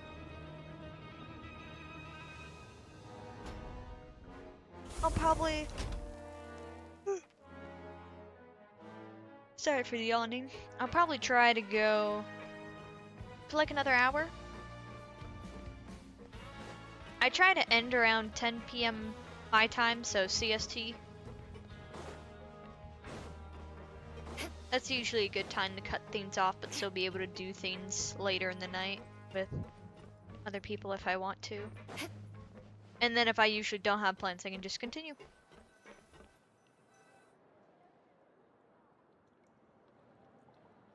What do you think of the food? Does it meet your expectations? Wow, it looks delicious!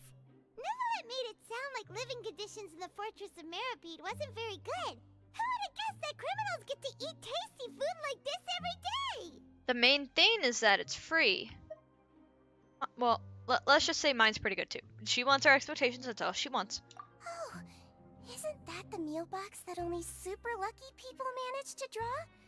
Seems like you two are quite fortunate. I feel like it's rigged now. This is totally rigged. We're being set up for something really bad. I feel like... It actually has nothing to do with luck in this case. I had a word with Walsey, so you didn't have to draw lots like everyone else. Oh, you mean the meals are random? Yes, what you get to eat depends completely on your luck. You could say that it's a distasteful little game that Chef Walsey likes to play here in the cafeteria. Paimon knew it!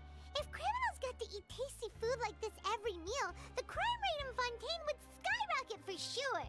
Excuse me, did I hear you mention Nervulette just now? I've been wondering how he's doing. Is he busy with work? Has he been taking care of his health? No, I guess it seems like she's known him. He seems healthy no matter how you look at him. But he works so hard all the time, so it must be really tiring. Sounds like he hasn't changed a bit. Looks like you can stop worrying so much, Sigewinne. I feel like we're talking with them so friendly, but we're supposed to be pretending to be criminals. I feel like the Duke probably knows in on the plan to some degree. Oh, that's good. But I still feel like it's been too long since I've heard any news about him. No news is good news. Maybe next time I've got something to discuss with him, I can invite you to accompany us. But isn't the Fortress of Meripede independent from Fontaine's court system? What do you two have to discuss? Well, we provide all kinds of mechanical products for official use, and some essential goods have to be obtained from the overworld, so we naturally have to stay in touch about this and that. Monsieur Neuvillette's character is unimpeachable. No matter the question, you can discuss it openly and freely with him. Talking with him feels quite effortless. In light of that, I am quite willing to go out of my way to show respect and accommodate him. In fact, right now, I'm treating you two as guests invited by Monsieur Neuvillette. But unfortunately, I can only do so until the end of this meal. Which, fair enough. Okay, that's good that he's only treating it this way because he knows Neuvillette. And that's how we came here, and not because he actually seems to know in on the plan. After this, you two will just be inmates here. Understood. Thank you for your hospitality. You're very welcome. Well, your new life awaits.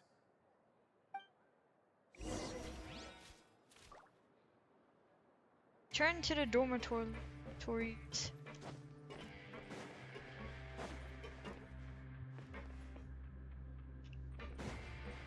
More speed.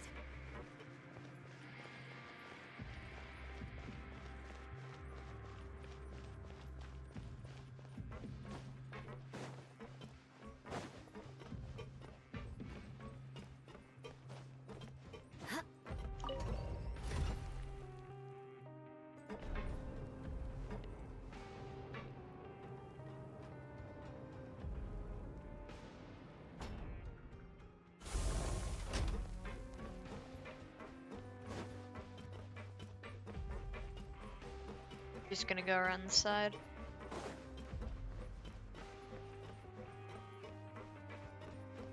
And then I guess we'll take a rest in game and find Childe?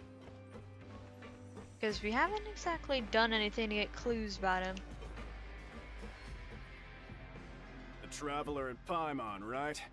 Listen up. As new inmates, the only thing you need to worry about is what to do and when to do it. Don't make any extra trouble for yourself. Your bunks are right over there. Follow me.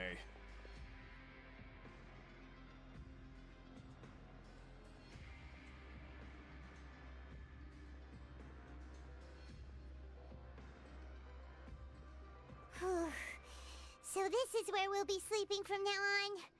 Oh, Paimon can't believe this! The days of staying home and reading detective stories are like a dream now.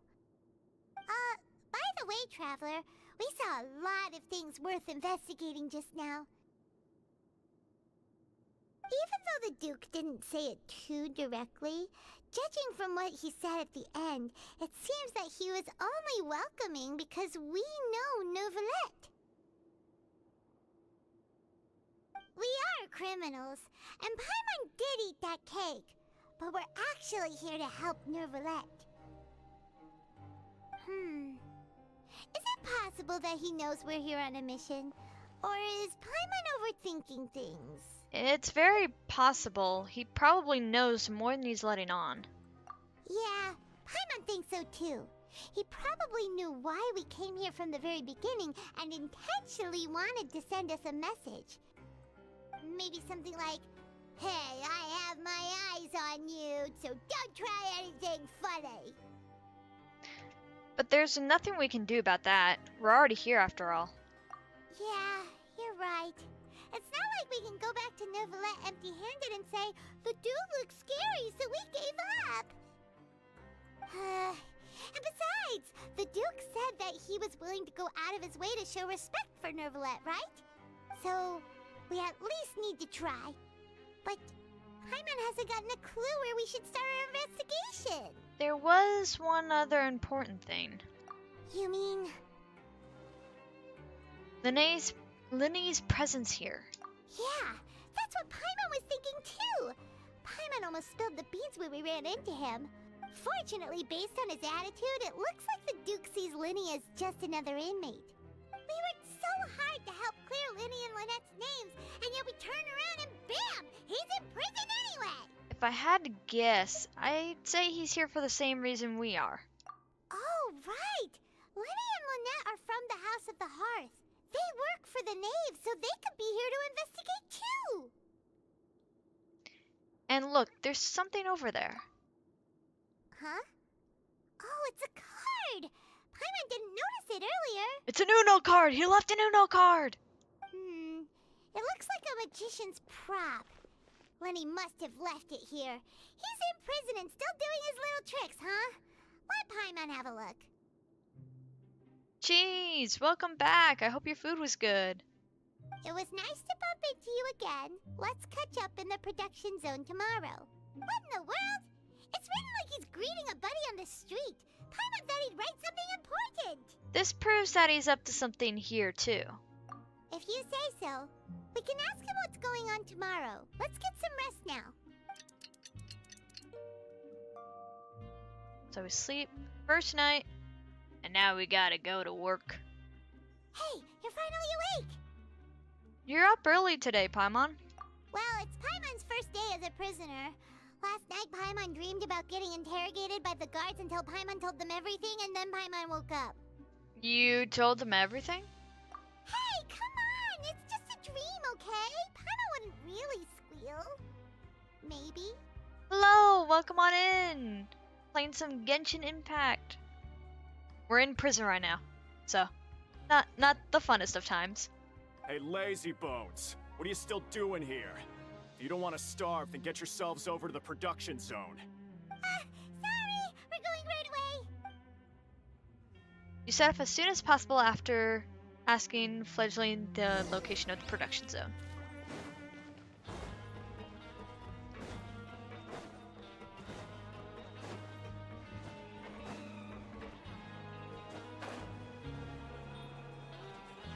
Alright, so we'll see. I'm guessing it's only Linne in here and not Lynette.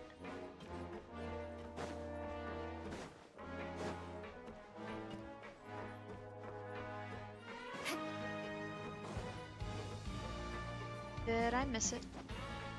Sometimes the waypoints are a little bit confusing. I'm gonna go in here and kind of guess that it's here.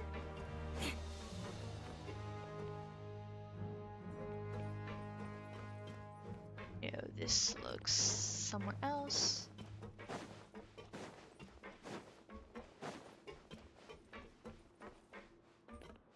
Time to scout.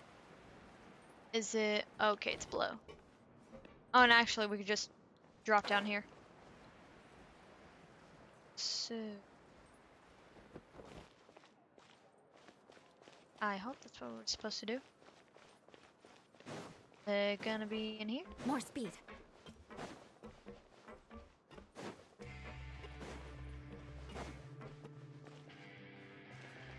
Yeah, I'm still going through it because I'm massively behind. And so we finished the trial with Navia, Childe got convicted, and so now we're infiltrating the prison to try and find him, but right now we need to find Lenny, because we saw him in here and I was all confused.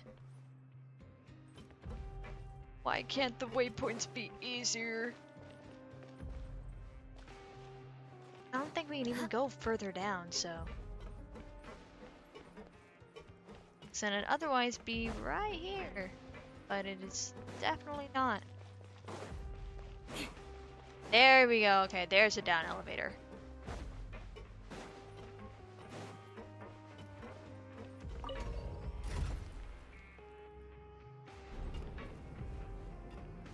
There's a lot of layers to this already. Yeah, we're only just getting into stuff that involves the neighbor, and the more Fatui stuff, finally. I've been kind of waiting for that.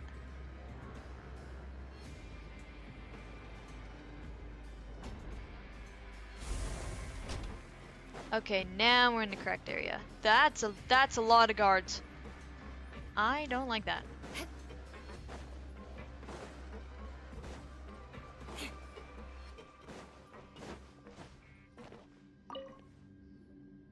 Ah, you must be the catch of the day. Looks like you've got some luck getting assigned. Yep, we just arrived yesterday and... Don't interrupt me when I'm speaking. Okay, okay, you can calm down. Yes, sir. Listen carefully to my instructions. I don't want any mishaps. Every machine here is worth more than the both of you. Working around these machines can be very dangerous. Do your job well, and you can eat in the cafeteria after your shift.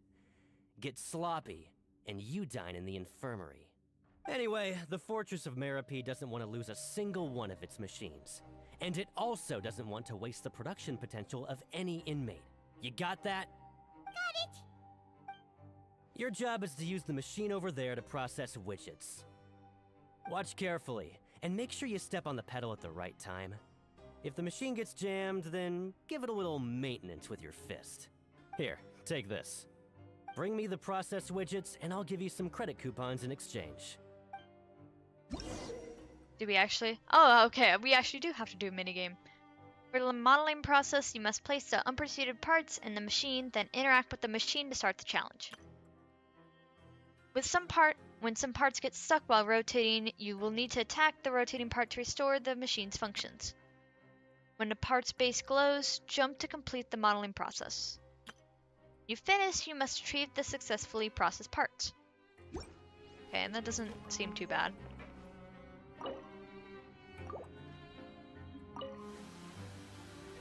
Once the widget is hot enough to glow, jump to step on the pedal and hit the widget with... So if the machine gets jammed, you just need to attack it to fix the problem.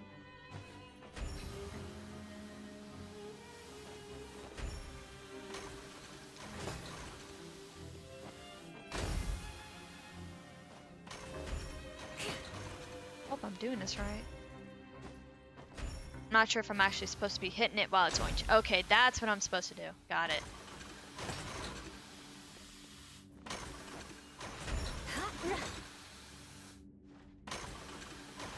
Damn, it's getting stuck a lot. You got this! Great! Now we can report back to the foreman and give him the processed widgets! Huh. This one is... tolerable. Though, since the processing is done by machine, the product is all pretty much the same anyway. Alright, I'll pass you for now. And we'll count up how many credit coupons you've earned. Paimon's exhausted. We're done now, right? Oh, that foreman. He's so scary that Paimon couldn't even speak. Ugh. Even though Paimon's starving and wants to head straight to the coupon cafeteria, we still need to meet Lenny first, right? He probably just finished up his work, too. He should be around here somewhere. Hopefully.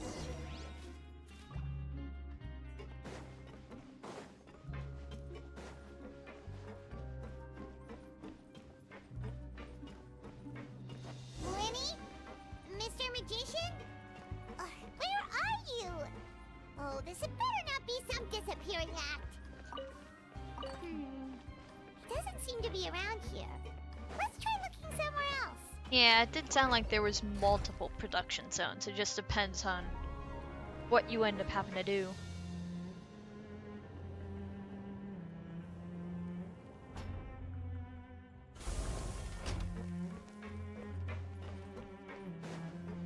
Where could he be? Did he decide to slack off and sleep the day away? Oh no, I doubt it.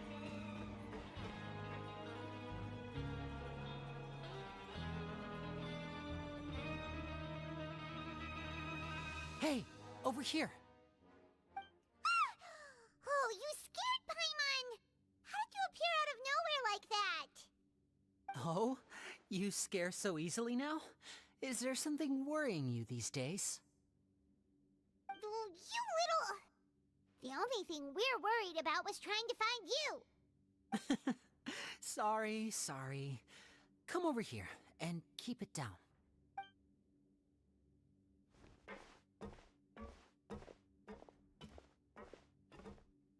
Oh, Lynette! You're here too! You two really are inseparable. Oh, okay, she is here. That's right. My brother simply can't stand to be away from me. It looks like she really doesn't want to be here, though. I mean, I get it. It's not just Lynette. Fremine is also here. Do you still remember him? Yeah. Oh, you mean that diver from the House of the Hearth, right? Paimon remembers seeing him in the Court of Fontaine before. Now hurry up and tell us, how did you end up as criminals this time? We fought so hard at court to prove you were innocent, but now it looks like our incredible court battle was for nothing! Yeah, I hope we get to actually, like, learn more about that part of Paimon, but that'll probably be way later, like Snezhnaya or further territory. It'd be nice if we get some hints with, like, if we don't get any sibling news, we kind of get some more stuff on, like, a little bit more on Paimon. Sadly, even the teeniest of things can land you in prison these days. I put together a street performance and used the popularity we gained from the Opera House incident to attract a big crowd. And then? Next, I invited several audience members to participate in the show. And then, with the entire audience watching, their wallet suddenly disappeared. My brother was charged with theft, and I was charged as his accomplice, having assisted him in his crime. It really isn't that bad. The missing wallets are all in the leftmost drawer of the Maison Gardiennage's big filing cabinet. We just need to see how long it takes to discover them.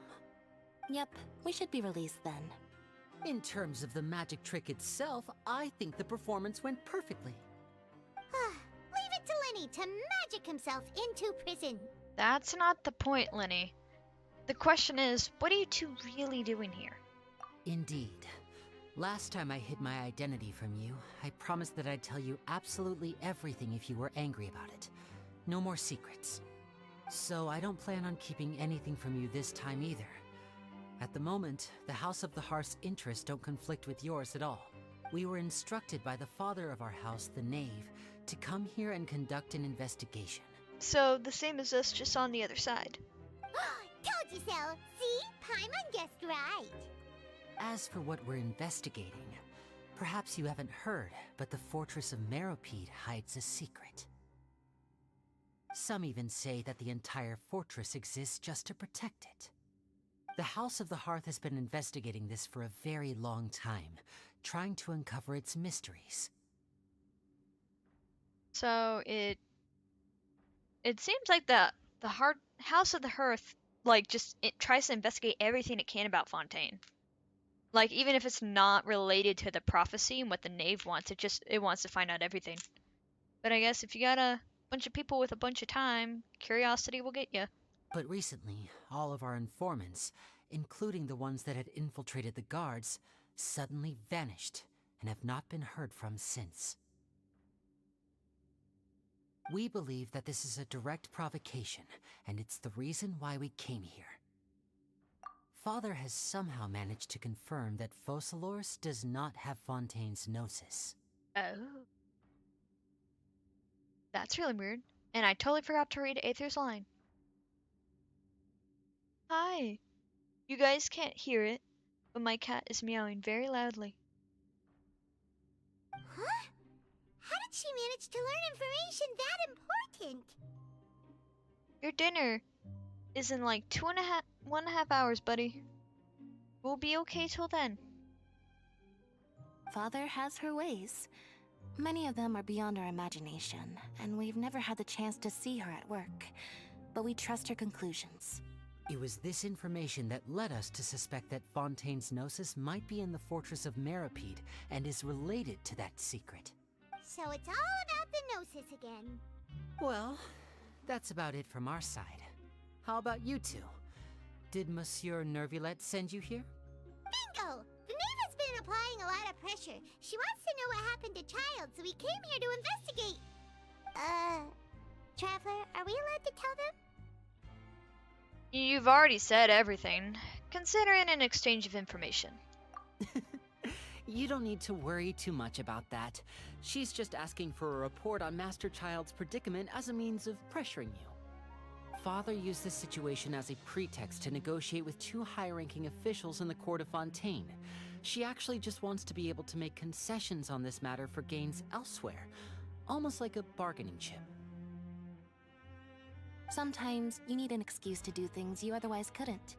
And a harbinger is more valuable than you might imagine. Of course, it's not a complete farce. If we do manage to find out what happened to Master Childe too, then diplomatic relations with Fontaine could improve, and Snezhnaya might even be able to adjust its stance a bit. Is it just Paimon, or does it feel like we're the only ones who actually care about Childe's situation? The relationship between the Harbingers must be as bad as ever. I wouldn't go that far. Father just has different standards than we do when it comes to what can be sacrificed for an advantage. By the way, I have a suggestion. Why don't we team up? Even though we have different objectives, we're both here to investigate the fortress of Meropide.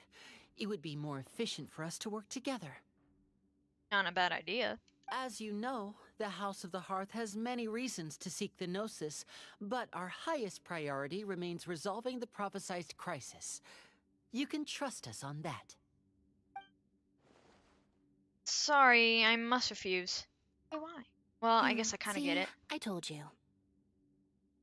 Is that so? Sure enough, it won't be easy to convince them to cooperate with us. Lenny seems to be thinking pretty hard about something. Of course he is. Lenny has been looking forward to a chance to reach an understanding with you ever since last we met. Or, I should say, we were really looking forward to teaming up with you this time. Lynette, just tell them everything, why don't you? I can't tell if it's an actor if he's like actually kind of like embarrassed that we're like letting him know that he's so eager to like make friends and stuff. It's okay to open up a little. It's if all we're doing is sharing info, fine, but I may reconsider if things get serious. Very prudent of you, and consistent with your behavior since we first met. That's reasonable enough, and I agree to cooperate on these terms as well. Oh, I do apologize to interrupt stream, but I just noticed because I usually will have the stream up on my phone as well on the side, that Stream Elements is not doing its job again, and there is a new subscriber, so thank you so much. And I'm going to update that in the overlay right now, because for some reason, I know it's because Stream Elements and like streaming in YouTube is still not the most advanced. I've had it kind of work before, but usually I have to go in and update stuff myself. So let me bump that up and save changes. There we go. So now that accurately reflects it. In which really that goal isn't entirely true, because I'll probably still, I'm making the 3D model anyways. It's just its debut will be sometime this year. Not sure when. Because there's some research I still need to do into it. And kind of less on the art side, more on the tech side of it is what I have left. And yeah, making the assets I'd count as the tech stuff too. I was prepared for the worst, but you were actually more agreeable than I anticipated. All right then, there's no time to lose. I have some information to share, so listen carefully. Since Lynette and I arrived here, our investigation uncovered the fact that the Fortress of Meripede has a forbidden zone. Most people just clammed up and wouldn't talk, but after asking the right questions, we were able to confirm the existence of the forbidden zone from the guards. You should be aware of that while you're investigating. A forbidden zone? Could that be where Childe disappeared to? You're right, we'll definitely keep that in mind. Good. That's the most suspicious thing about the fortress that we know of so far. We have a few other unanswered questions, and we'll be investigating those as quickly as we can. Anyway, I hope you find our information useful at least. Oh, look at the time. You two must be hungry. You should go to the coupon cafeteria and get something to eat. I'll use my cards to get in touch with you again in the future. Stop talking about food! I want to go get food, but I really don't. I want to... Oh wait, we're actually at 2 hours. Okay, maybe in a little bit I'll go get food. Oh, that's just what Paimon wanted to hear! Paimon's starving after all that work today. We can talk more about the investigation later. Let's go get some grub! I wonder if we'll be as lucky as yesterday. I feel like we'll probably get like the bottom of the barrel kind of food. And now we need to go up twice, I believe. There's another layer down. There we go. I don't remember. I'm going this way. More speed. I honestly do not remember what direction we go.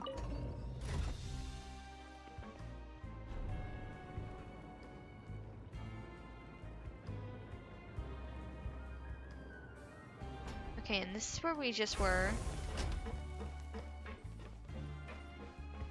And I think we actually had to go up from here. So we'll have to go back up twice from here. Got it.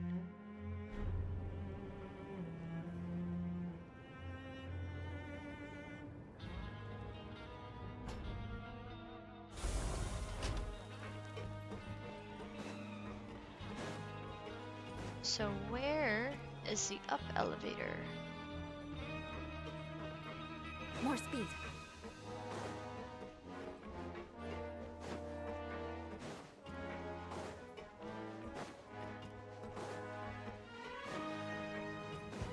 I hope there is actually an up elevator, though I probably went the wrong way.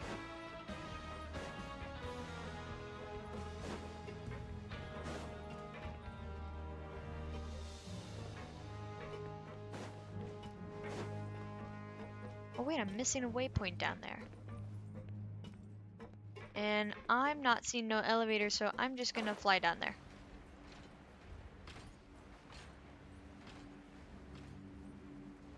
There's another lower area, so...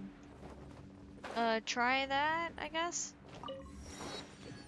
I need to really remember what way I'm going. Wait, I just think it said abandoned production zone. Well, yeah, I'm probably going to the wrong area. I guess we'll get to have a sneak peek at something we're not supposed to see yet.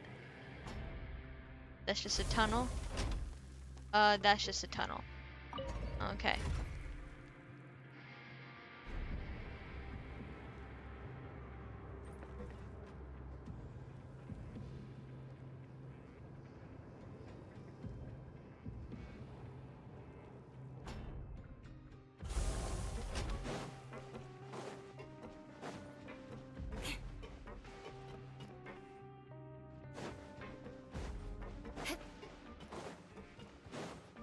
More speed.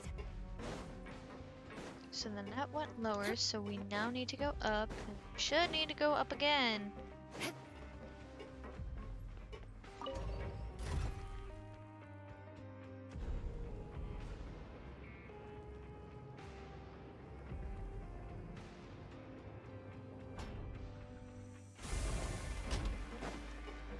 More speed.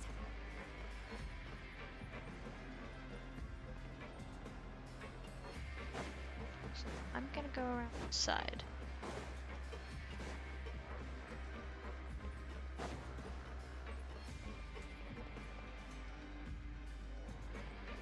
Then we came out of that elevator, but we can't exactly change directions of it. Unless I'm just completely lost.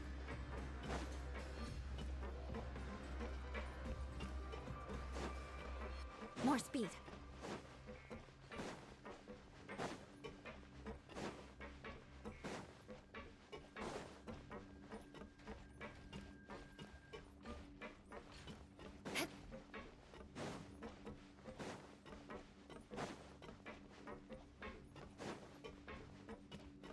Yeah, I'm lost. Well, we do have waypoints in the prison, so as long as that's still in the prison. Okay, that's up there. Need.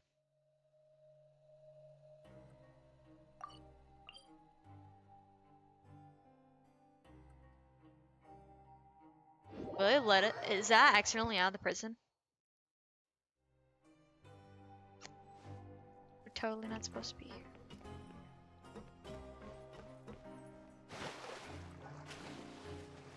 I hope the guards do not care that we have kind of escaped the area we're supposed to be in. But this will be an easier way to get down regardless.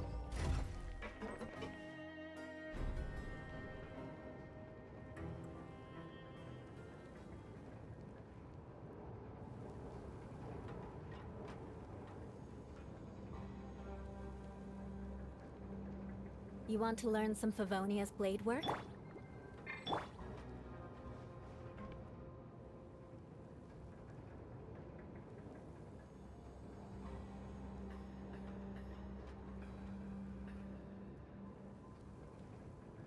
Man, this is longer than I remember.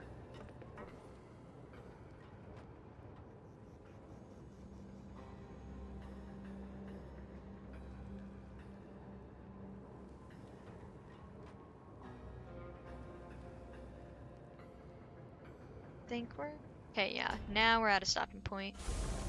More speed. Get off, and then we should right about around.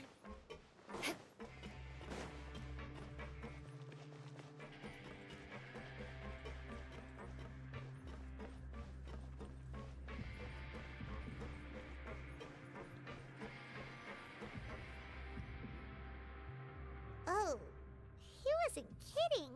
Today's meal is nowhere near as good as last time.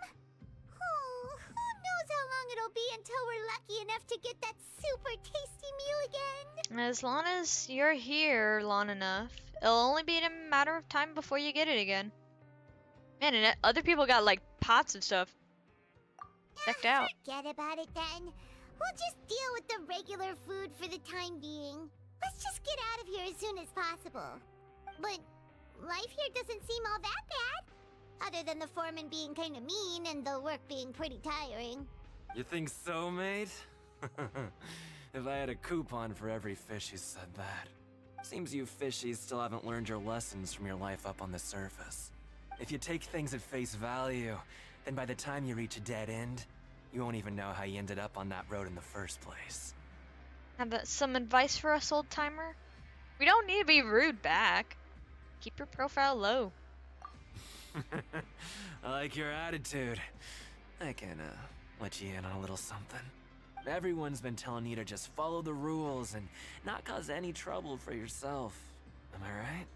But what they don't tell you is that the rules aren't exactly what they pretend to be. The rules for being a prisoner. The truth is, this place has a lot of hidden rules. Well, I would guess so. Social cues, that one not. Huh? Hidden rules?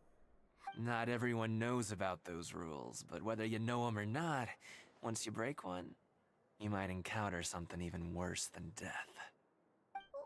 Really? Oh, now you're really scaring poor Paimon. Don't joke around like that! Have some advice for us, old timer? Why repeating that line? Of course. And I'd say that just disappearing would be one of the better outcomes. Oh, you mean that if there really are hidden rules, then Childe's disappearance might have something to do with that? In that case, would you tell us some hidden rules? We definitely want to avoid breaking them. Come on, mate. This is valuable information. The difference between life and death. Do you really think you can just ask and I would tell you? Paimon understands, but we don't have many credit coupons yet. Yeah, I know. Not like I'm going anywhere. Just come talk to me after you've saved enough. Moreover, you're new fish, freshly caught, and completely out of your element. What'd be the point in even telling you anything before you've gotten a handle on your new lives? Come and find me once you've been here longer. Sounds sadistic. I'm usually around the Rag and Bone shop. Just call me V-Doc. Bye-bye now. Okay, buddy. He left. Just like that. Huh. Do you think he's just trying to scare us into buying fake information from him?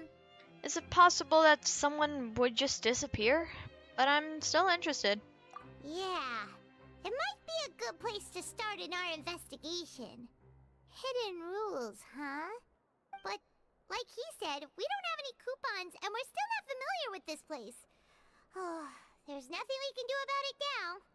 Ah, we were so busy talking we almost forgot to eat. Even if it's not the best, it's probably better while it's warm. Come on, dig in before it gets cold. After your meal, you spend some time getting familiar with the fortress, but before long, it's nighttime.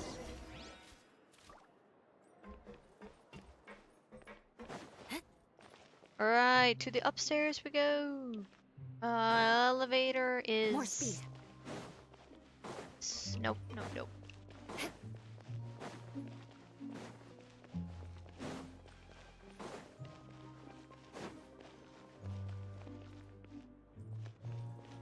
More speed.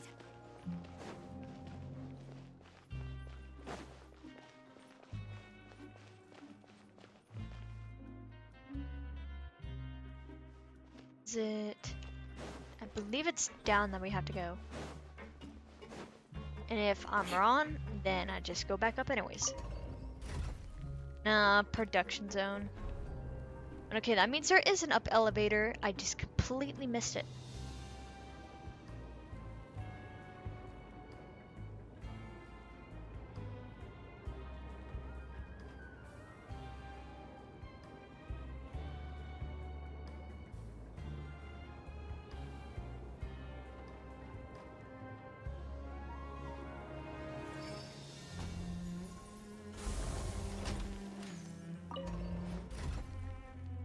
I'm gonna think our beds are actually on that eating floor.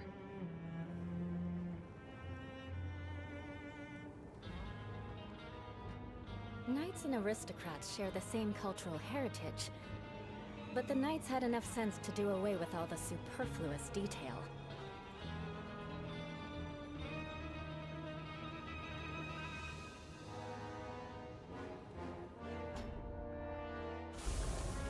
More speed.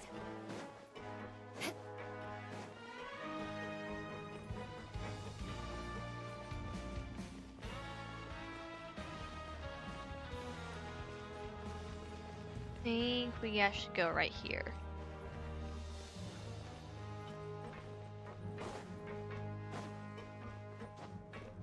No, no, no. Gosh darn it.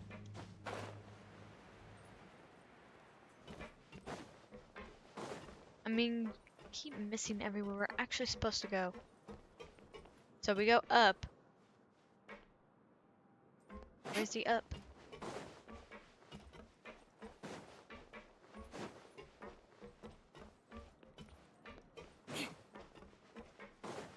Can I please just give a better map?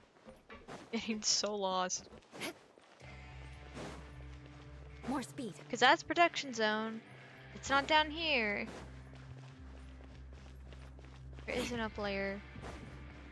Just not. The all the way up layer.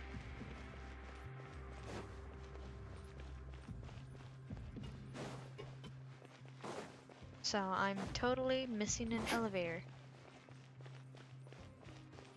There we go. More speed.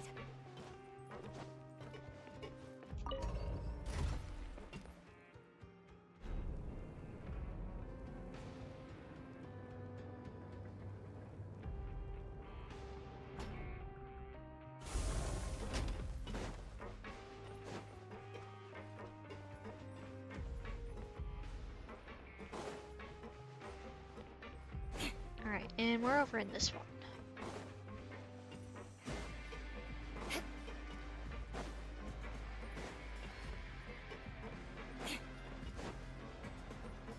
Right. Oh, shoot.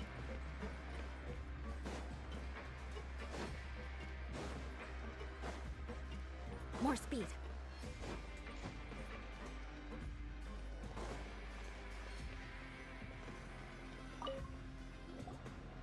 So Paimon just confirmed with the guards that our shift is set for every morning, and we're free to do whatever we want all afternoon. But it seems like most of the other inmates choose to continue working through the afternoon to earn more credit coupons. Oh, and they also said that you can use coupons to skip work in the morning and free up your time. They weren't kidding. Credit coupons really can be used to do anything here. Paimon's so tired. And we'll need to wake up and go to work in the morning. Without any credit coupons, it's not like we can really do anything else. Nighty-night, Traveler. Paimon hopes we can keep making progress on our investigation tomorrow.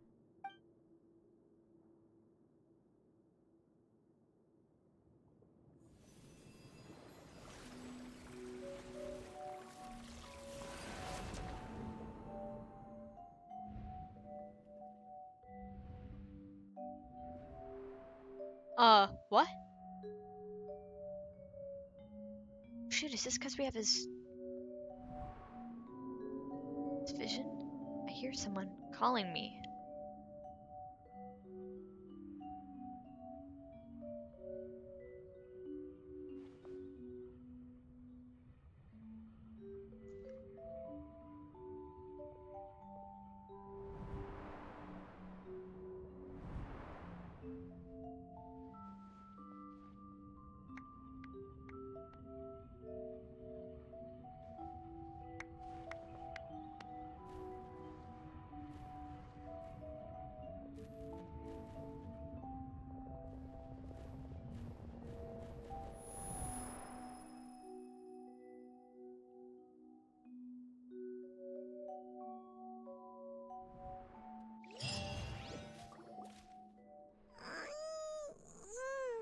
Are you awake, Traveler? What's wrong? You seem to have something on your mind. Did you dream about something last night? I dreamed of Childe. Rather, in the dream I was Childe. Is that even possible? Unless it wasn't an ordinary dream? Childe's vision! So you had it with you this whole time? Maybe the vision connected Childe's consciousness to yours. Maybe I can use his vision to see everything he experienced from his perspective. And our investigation has its first major breakthrough! Good thing you brought the vision with you here. So what did you see in the dream? Do you know where Childe went?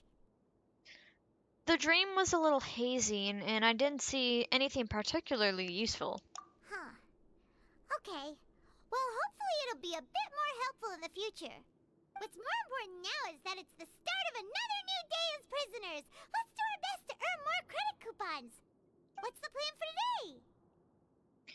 Let's go work in the production zone. Let's go! It's time to start working. If that guard Fielding catches us skulking about, he's sure to give us an earful. Yeah, there's not really much point in trying to skip work already. We gotta earn all those credits. Look who decided to show up. Get your butts in gear and get to work. Time's a-wasting. Already on Good, it. here you go. Remember to give me the widget once you've finished processing it. Wonder how many times we actually have to do this. Alright.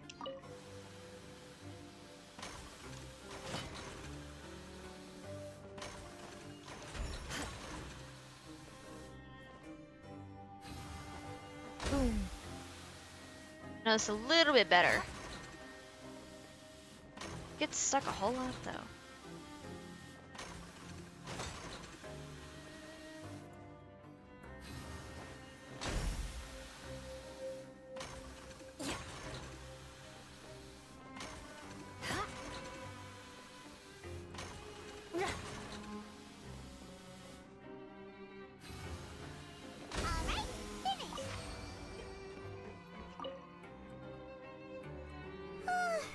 Paimon's beat. But after so many shifts, it seems we're really getting the hang of it now. It does seem to be getting easier. Hey there, fellow shift mates. I saw you finished your work, so I thought I'd come over and say hi. Oh, hey there! We've seen you before.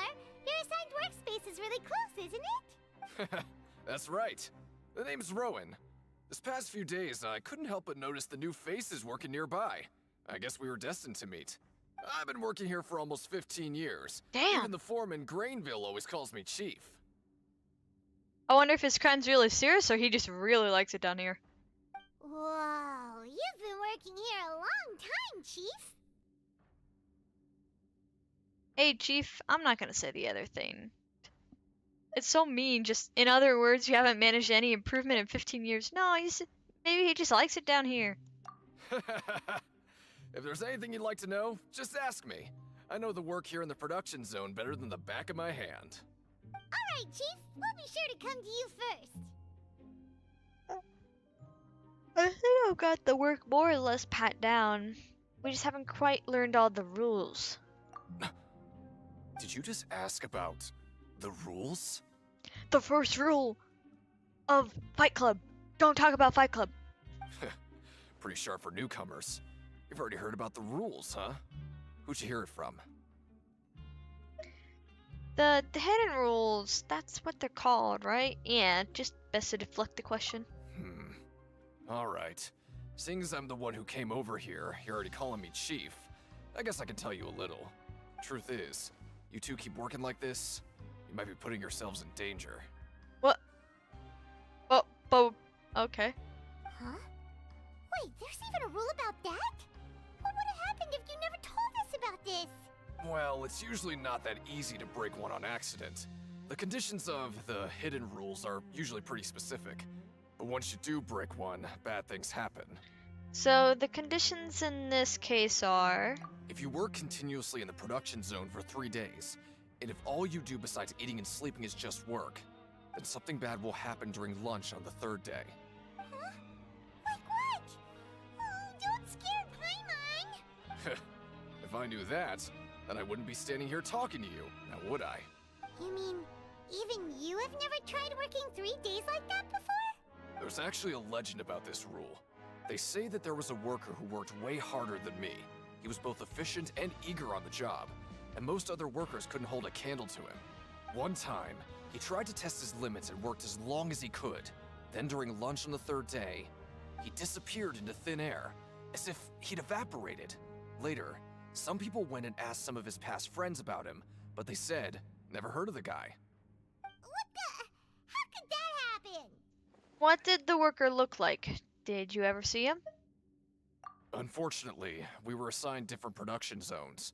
I never saw for myself what he looked like. Well, I guess I will make sure to play till past that third day, so I don't forget about that. Wait, are you thinking that it was... Thank you very much for the information. Oh?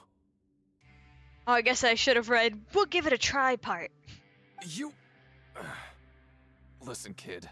This ain't the kind of thing you should be curious about. Let me tell you, you're better off forgetting about it and looking after yourself. Now I kind of regret ever telling you. Yeah, I agree with Chief here. Do you really want to try? It sounds like a good lead to me. Nothing ventured, nothing gained. Alright, if you insist. You finish your morning work and arrive at the coupon cafeteria. So this would have been our second day. Oh, isn't this the super lucky meal? Looks like hard work really does get rewarded. Oh, credit coupons for use during investigation, 100. Paimon's gonna take her time and savor every bite. What would you like to do this afternoon? Let's go to the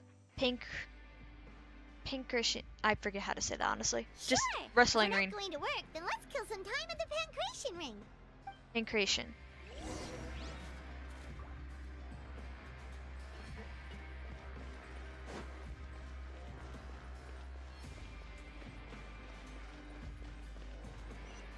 Stage objectives. While working the morning shift, apply continuous working shifts with Greenville. Choose to go to the projection zone.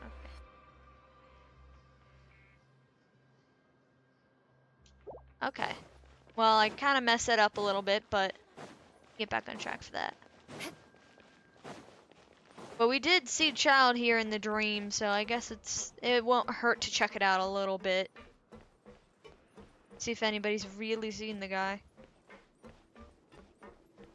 More speed.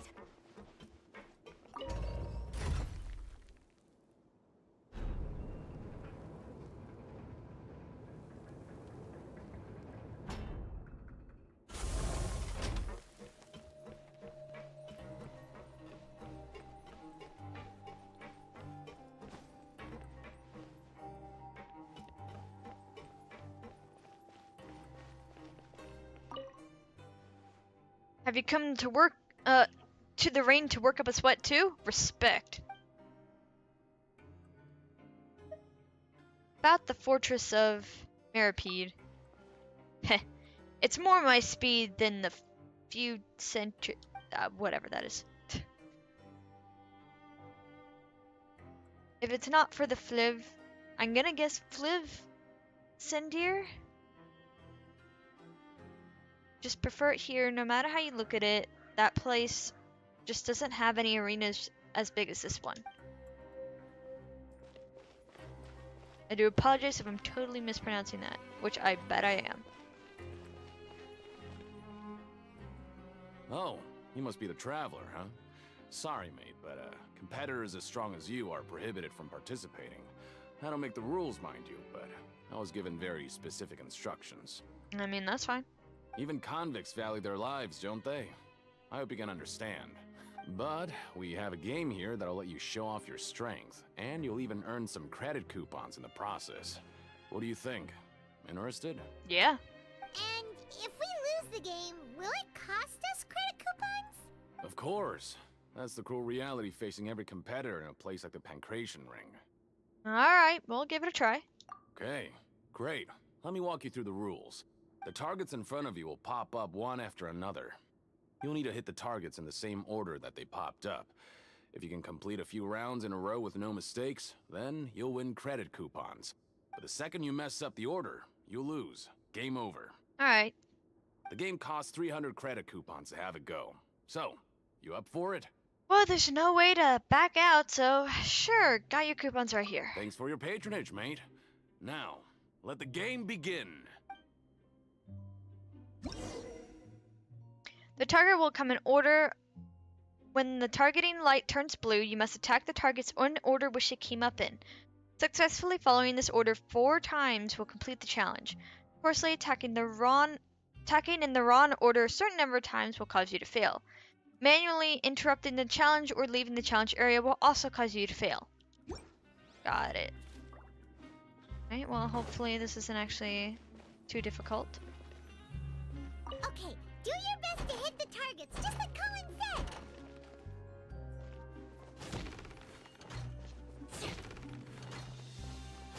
Probably be better if I actually had a sword character out.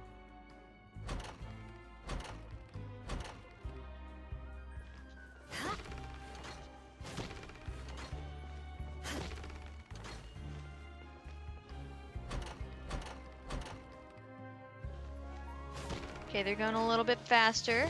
We're on round 3.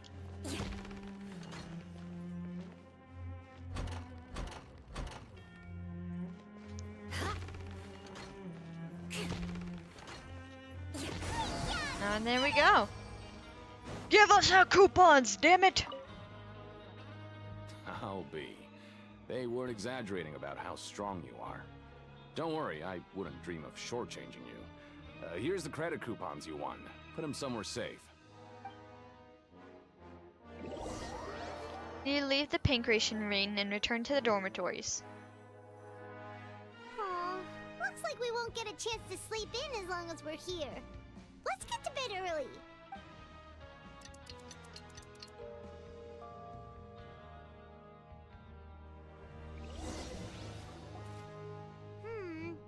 Maybe we can make some progress in our investigation today. Yeah, let's do that. What do you have planned for us? So while working the morning shift, apply for continuous working shifts with Greenville. Alright. Let's go work in the production zone. Paimon really hopes the foreman will be in a better mood today. You arrive at the production zone. Look who decided to show up. Get your butts in gear and get to work. Time's a-wasting. If possible, I'd like to apply for 3 continuous working days. Oh? What's with suddenly wanting to work so hard? You need coupons that badly? Sure. Let's just say we really want to test our limits. To investigate the hidden rules, you and Paimon start working desperately to fight despite the lack of something. Nice! We did well today. Let's keep it up!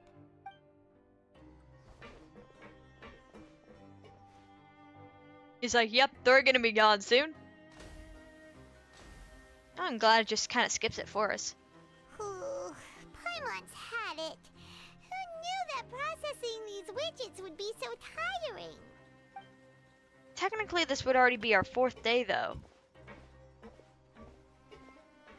Unless it's you have to work through both shifts for it to technically count. That's it. Paimon doesn't even have the energy to talk anymore. Is it time to eat yet? Come on, lunchtime for Paimon.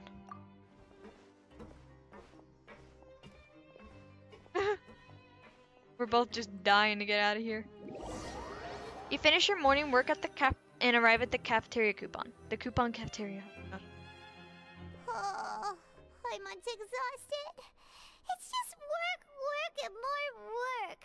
Paimon's little body can't handle this much longer. Wait a sec. Now that Paimon thinks about it, haven't we been working non-stop for 3 days now? And now it's lunchtime. You just realized that now? Oh, Paimon feels a shiver going down her spine. What's going to happen?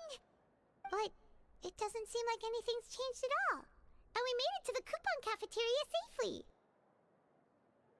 Are the so-called hidden rules only a rumor after all? Don't get your hopes up. That'd be quite a disappointment. Well, there's no use to just guessing all day. Paimon's stomach has been grumbling the whole time. Let's just eat already. What's gonna happen? We're gonna get the worst lunch. Paimon wonders what we'll get today. Maybe we'll get the super lucky meal. Probably not that soon. Wait, what? Huh? This is... What in the world is this? What's with Paimon And yours is the same! Is this stuff meat? But it looks and feels so bizarre. What kind of chef would make food like this? I've never seen a welfare meal like this. There's something wrong with this meat. What do you think is going on? Is this the bad thing that Rowan was talking about? Someone went missing before, and now our meals have this strange meat.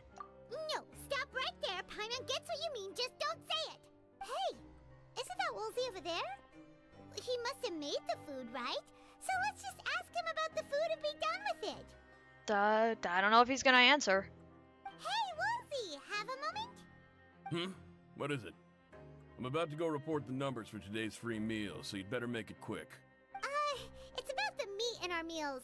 Look, does it seem normal to you? The meat? Oh, that. Looks perfectly fine to me. Totally normal.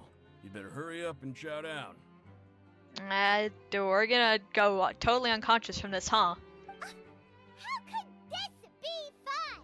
Hey, don't leave! You barely even looked at it! Hey! Ugh, what should we do now? Woolsey wouldn't even give us the time of day. Is he trying to hide something? Looks like we'll have to investigate it ourselves. The plot thickens. Yeah, looks like we have no other choice. Paimon was positively famished a minute ago, but now she's lost her appetite. Strange meat. The strange meat in the welfare meal received after violating the hidden rules of the production zone. Oh, I mean, we still got normal bread, though, This so... afternoon. Investigate the clues we've discovered. Yeah. Which isn't a whole lot. I felt like some of the people here were a little strange the moment she saw them. Oh, and I guess actually, like, go talk to people. Walk around and look for clues. Got it.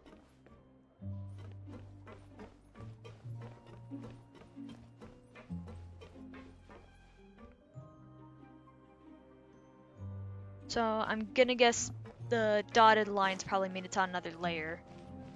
That means there's something all the way around.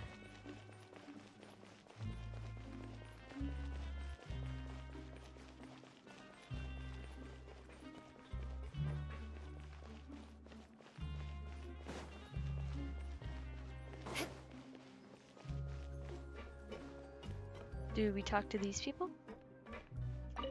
Sorry, I don't know who you're talking about. Are you sure they're an inmate here? What about you? I'm not very good at remembering people's appearances. Anyway, no one comes to mind based on your description. Pretty face. Okay, buddy. Hello, another beautiful day, isn't it? Yes, quite lovely indeed. If only every day could be as wonderful as today. Okay. There's no one here that's anywhere near as strong as what you're describing. Believe me, I'd know if there was.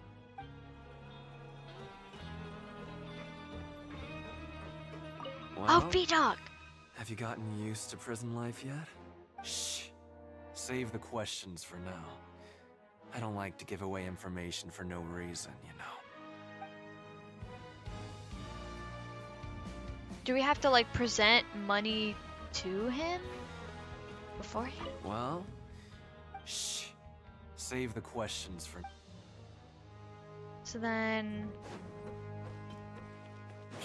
maybe I need to come back to him. I'm sure there's nothing there. There's a person in here, but I doubt. Welcome to the Rag and Bone Shop, purveyor of all essential... Okay, yeah. So that's not it. Unless there's somebody I missed, but I think I talked to all the people in this area. Unless you count. You're just barely out of the area. Oh, hello.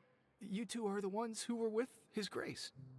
No need to be so nervous. Sorry, I couldn't help but think of His Grace once I saw you, and I Are you scared of him?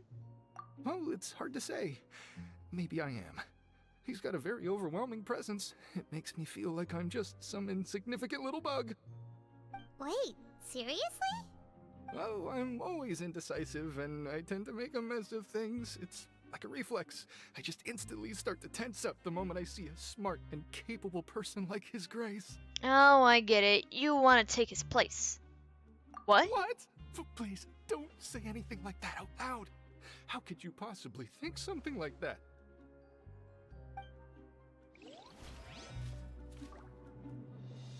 I feel like that's a way for us to just get in trouble talking like that. Alright, well, I guess we can go up. More speed. See if any of these two circles unlock by going up, otherwise we just go down.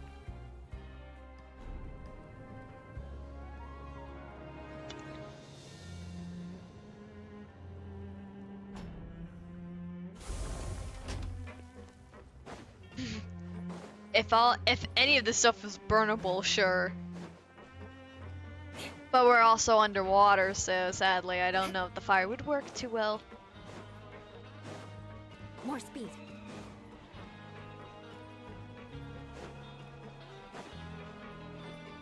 Hello, random person. Oh, Rowan. Huh? Rowan? What are you doing here, Chief? Oh, I was injured a bit just now. Nothing major, I think I just pulled something. Little mishaps like this are unavoidable at work, you know? Huh. Paimon wouldn't have thought someone as experienced as the Chief would still get hurt on the job. I just knew you would say that. This is pretty embarrassing. Where's Siegeween when you need her anyway? The one time I need to make a quick trip to the infirmary. Oh, you mean she wasn't in the infirmary? Yeah. The rumors say that there's never anybody in the infirmary in the half hour before lunch, and nobody knows where Siegeween gets off to. Probably her own, like, private lunch. So this isn't just a coincidence, but she's always absent during lunch. Huh. That's actually really strange. Siegeween's always super dedicated to her work. Where else would she possibly go? Forget it. I can take care of a small sprain like this on my own anyway. No need to trouble her. Empty infirmary. I've been told that the infirmary has always been empty a half hour before lunch. But what could Siegeween be doing during that time? Probably eating her own lunch. Or doing criminal things. Oh, hello, Lynette. Oh, wonderful. I was worried that you'd be busy trying to earn credit coupons all the time, but it seems like you haven't neglected your investigation work after all. We rarely get to talk to her on our own. Paimon likes having more coupons, but no one wants to work all the time. Have you also been investigating the area, Lynette? No, I was just slacking off, and you happened to catch me. And how's Linny holding up? My brother is still obsessed with anything remotely related to the Forbidden Zone. But knowing him, it won't be long before we get more leads. Oh, before I forget, this is for you. Huh? Credit coupons? Why are you giving us these? I've been here longer than you, so credit coupons aren't a resource in particularly short supply. What is in short supply are interesting people to talk with. Aw, that's so nice of you, Lynette. We'll be sure to make good use of these coupons then. Thanks a bunch!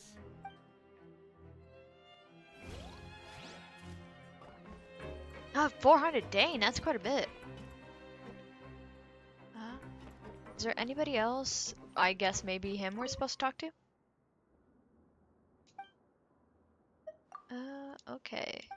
I guess we're not really supposed to talk to him. Is there anybody else? Technically? Maybe somebody up here? Oh, looks like something. Hey, look! There's something here! Looks like a research notebook. That suspicious guy peeking into the infirmary just now. Is he a fan of Siegeween? He must have dropped this. Let Paimon read it real quick. The Melusine perceive the world very differently from humans. There are significant deviations. As a result, their sense of aesthetics and beauty is also very different from that of humans. This must be taken into consideration when giving gifts. Oh, I wonder if this is like actually the creature that Sejwin is. Ooh, this all sounds pretty serious. He sure did his homework. Won't he object to us looking through his notes? We should thank him for the intel. And as I'm for gonna the go with this one. notebook, let's take it. The research clues note that the Melus race perceives the world very differently from humans. As a result, they also have a different sense of aesthetics and appear rather alien and strange to humans. I mean, they do look quite different, but more speed. They're quite cute.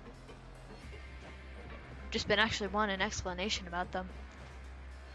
And we can just jump off from here and find the down elevator. That's probably where we gotta go to next.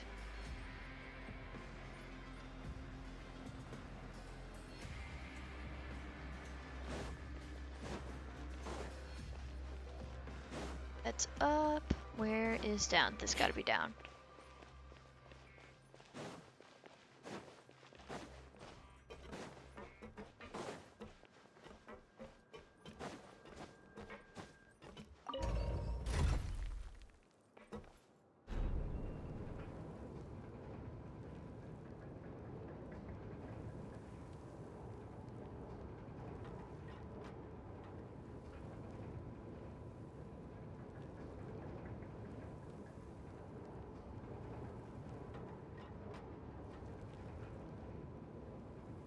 Okay, we did go to the right layer.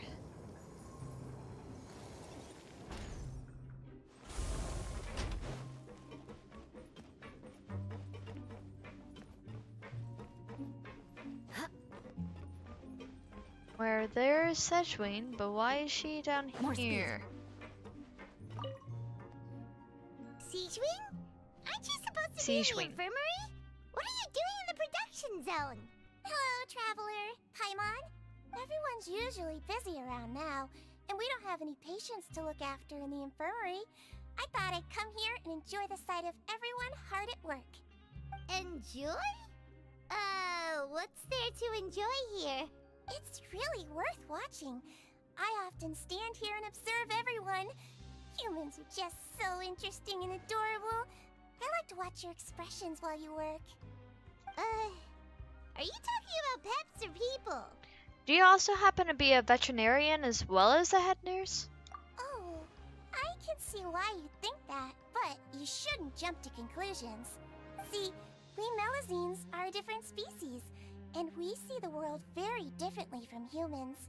It's very easy for me to observe everyone's condition. All it takes is one look, and I can tell which workers are exhausted. So I'm guessing they almost have like a slightly different vision or like sense of people. It's just odd that like the other ones we've seen above the surface don't tend to have human faces. They tend to be like the whole kind of fluff look instead of human parts as well as the Melusine parts. I totally mispronounced that. That's gonna be a lot of what happens in Fontaine. Wait, Melazines can see that? Huh. That does sound useful for being a nurse. Yes, running around tending to everyone's health is very fulfilling. But I'd much prefer it if you're all happy and free from exhaustion and pain in the first place. Take care of your body and make sure you eat well. Always rest when you're tired from work and don't push yourself too hard. We'll definitely take care of ourselves. Thanks for the reminder. So she's just kind of here more for observation while people are just finishing up work. Okay, that's not bad.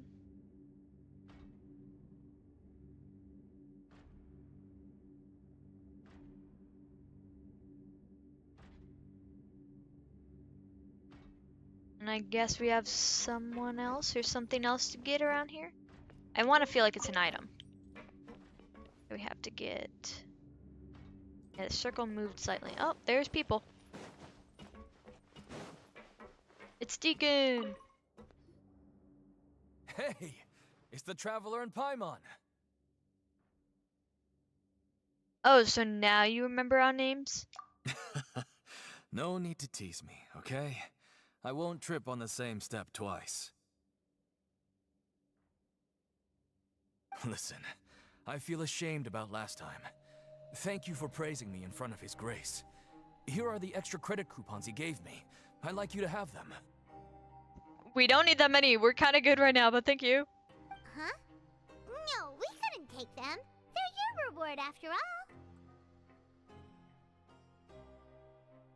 But when I was welcoming you, I didn't do anything but give you the stink eye. Come on, I insist. These coupons are nothing compared to getting the attention of His Grace. I won't take no for an answer.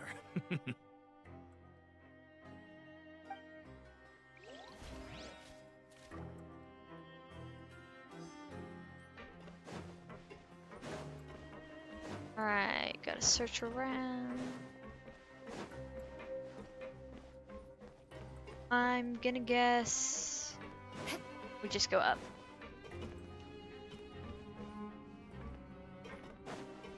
More speed.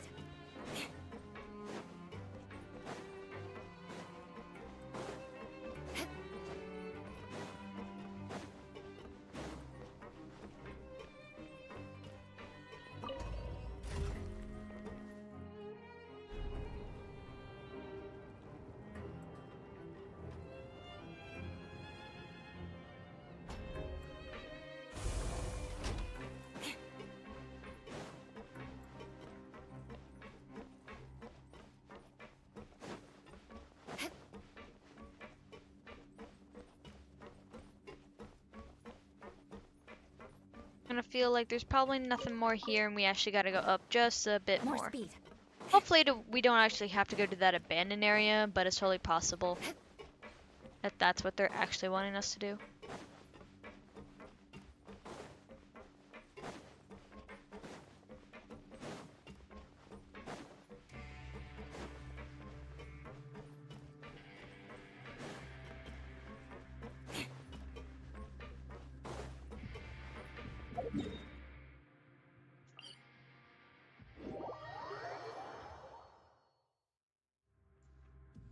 Who needs an elevator anyways?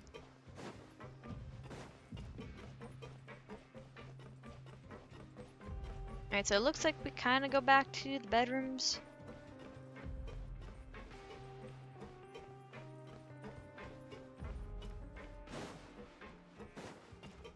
More speed. Oh, I guess we're probably gonna talk to Paimon about all the clues we got. Oh, you want to stop investigating and go rest? It's time for a rest.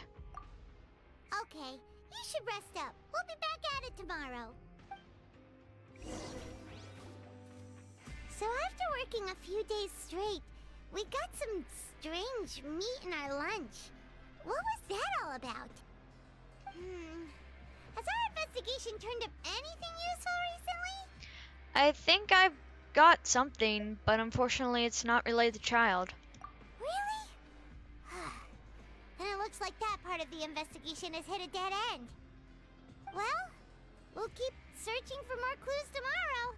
Good night, Traveler.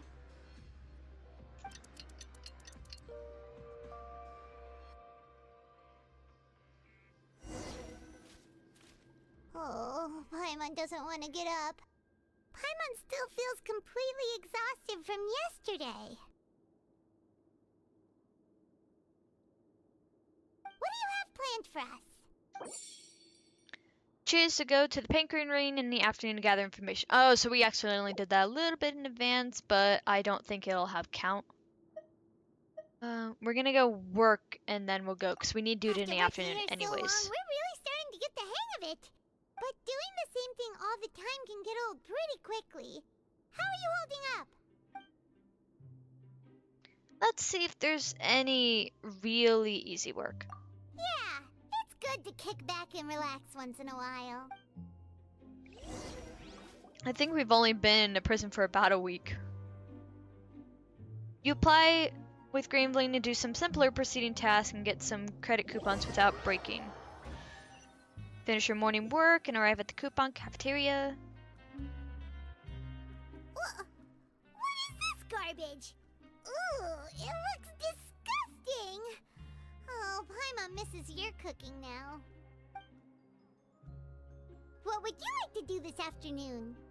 We're gonna go to the Pinkering Knowing Ring. Childe, he must have been there all the time. You arrive at the Pinkerage Ring. Oh, back for another try? I hope you brought enough credit coupons this time. Of course. All right, then get ready to play. I'm glad we got to kind of skip that dialogue and just go straight to here.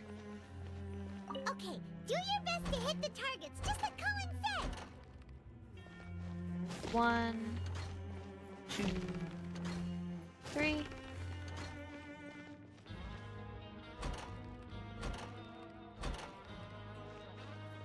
One, 2, 3. Wonder if it's gonna do all 4 at any point. 1, 2, 3.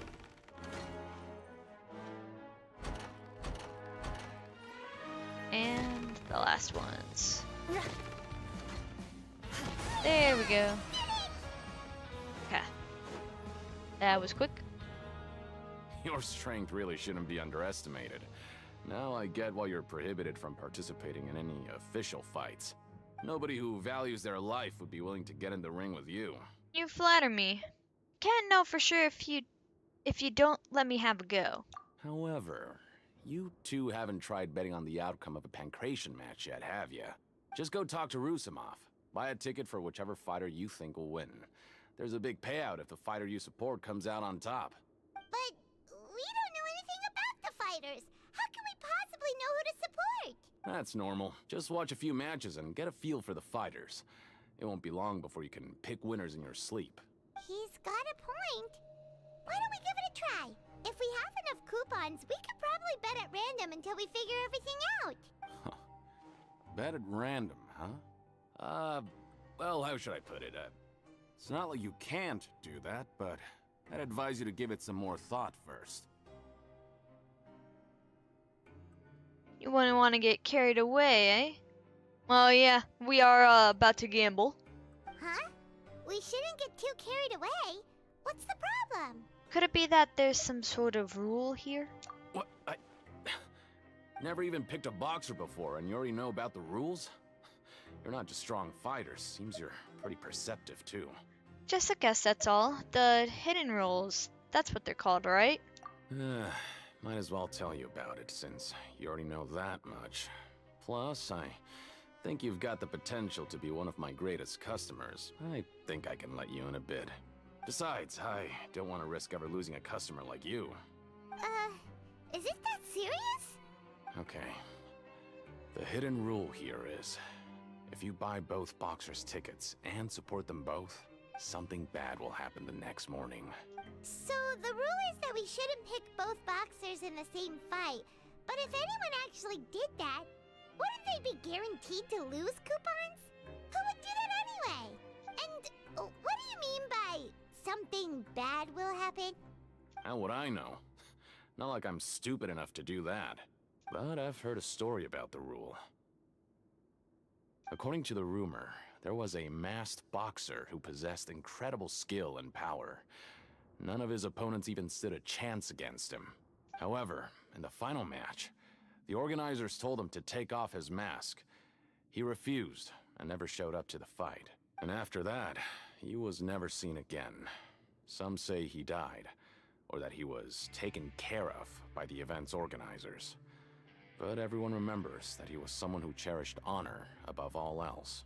In his eyes, supporting both boxers in a match would dishonor the competition itself. So you mean it's like a curse? He'll take vengeance on anyone who does that? Do you know anything about him? Have you seen what he really looks like? No, he was always wearing a mask, like he was intentionally trying to hide his identity. I don't even know anything about his past. Traveler, do you think that boxer was... Thank you for the information. We'll give it a try. Huh? We will? You're not serious, are you? Yeah, we a little bit stupid, but it's fine. Look, here I was just trying to be nice and warn you, yet Here you are trying to break it on purpose? Yeah, it sounds pretty scary to Paimon. It sounds like a good lead to me. Nothing ventured, nothing gained. Seems you've made up your mind. Just be sure to protect Paimon, okay? Betting on both fighters will set you back about 3,000 credit coupons. If you have enough, then go ahead and give it a try. Just don't come running back to me if something happens. Well, glad we didn't skip the morning. You leave the pancreation ring and return to the dormitories. Seems we had a productive day. Hope we can make even more progress tomorrow.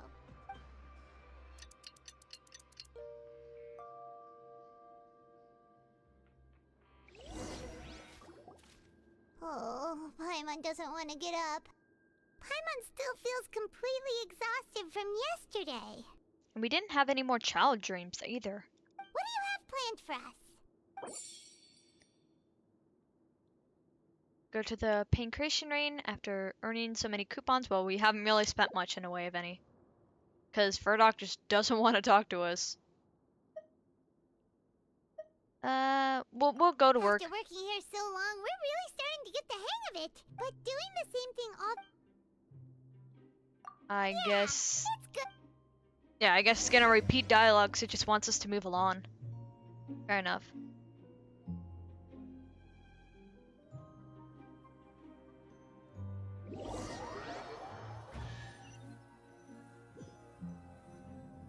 Guess it's gonna be the same lines about food.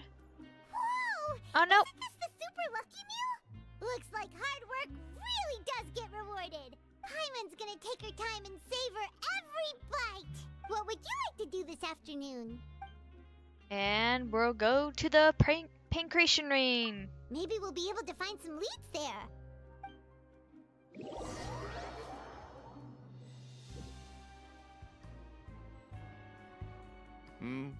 Are you two here to buy tickets?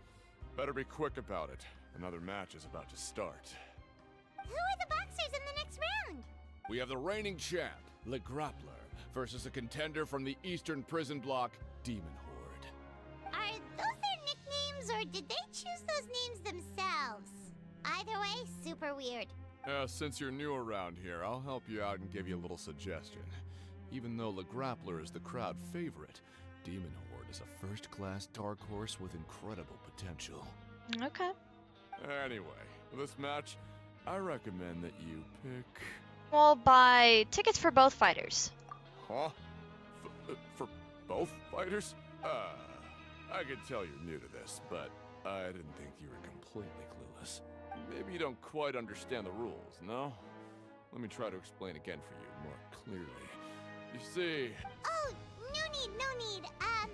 We're aware that we're going to lose coupons. Alright then, if you're absolutely sure. Remember, no refunds once you buy the tickets. Yeah, we got it. Just shut up and take our coupons. Damn, okay. I guess Paimon's just really upset we're losing money. Oh no, I'm not going to sleep. I'm gonna eat food after this. It's only 10.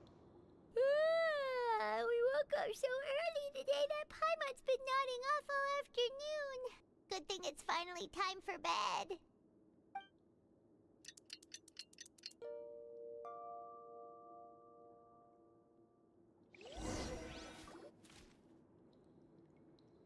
Oh yeah, it is 9:30 right now, but... Hey, Traveler. Paimon. Package here for you. We get mail? The next time you buy something, go pick it up yourself. I'm not a delivery man, you know. Huh? A package? For us? Did you buy something, Traveler? Paimon's not quite awake yet, so why don't you go take a look? I didn't buy anything, unless this is... Ah, right! Yesterday we broke the hidden rule and bought tickets for both boxers. Oh, maybe this package is the bad thing that Colin said would happen. Paimon suddenly feels wide awake. Wait, maybe let Paimon go hide somewhere first. Just call Paimon after you opened it. I doubt it's a bomb, Paimon. Hey, wait! Paimon's still here! Don't open it! Doesn't seem especially scary, but there is something a little odd inside. Huh? What is it? Are you okay? Let Paimon take a peek too. Oh, it's just a small bottle. But the color of the liquid inside looks so wrong. Almost like... The rumor has it that a boxer went missing, and the liquid in the bottle obviously looks like blood. Alright, that's enough of that. No need to say it out loud. Paimon already knows what you're trying to say. Do you want to give it a sniff? Do you want to give it a taste? Ugh. Ugh, no way. Get that stuff away from Paimon. Seems we'll have to investigate. This place is chock full of strange happenings after all. Paimon thinks we shouldn't open the bottle until we figured out what's going on. Just trust Paimon on this one, okay? Wonder what other hidden rule we'll have to violate. What do you have planned for us? Let's investigate the clues you've discovered. So we have to skip work. Nice to slack off a little. Less work means less coupons. Let's make the most of our morning. Kind of waiting for the game to give me a stopping point. There we go. Yeah, otherwise I was gonna try and just hit the 3-minute mark, but now we're going all the way over. Yeah, no, I usually end up going to sleep around midnight. Aristocratic etiquette is all just for show. Just smile and nod along. Oh yeah, I mean, I'm was sure forced to learn all most of the people... rules by heart. Eula, stop talking. I'm sure most people have probably tasted their own blood, usually because, like, people just kind of, like, suck on... Like, if you get, like, a cut on one of your fingers, you'll just kind of, like, suck on it and it usually goes away. But, I mean, it's usually just kind of tastes like iron from what I know. Or, like, most people's descriptions of it, too. It's just, like, it usually tastes like iron. I don't think blood will have a very distinct taste unless you, like, eat a lot of something or have something different with your blood. At least that's my guess anyways. Yeah. One of the two. Alright, I think this will be the end of it here. I do thank you all for staying with me in this Genshin journey. And since I'm trying to stick very hard to streaming schedules, next stream will be Wednesday at 7 p.m. on Twitch with art. Not sure exactly what I'm going to draw yet, but I'll figure it out. There's plenty of things I can do. And thank you all for staying with me in Haven. I hope you have all had a wonderful stay. And Alright I will then, see I'll you teach guys later. Oh yes, Bye bye. I'll teach you all right.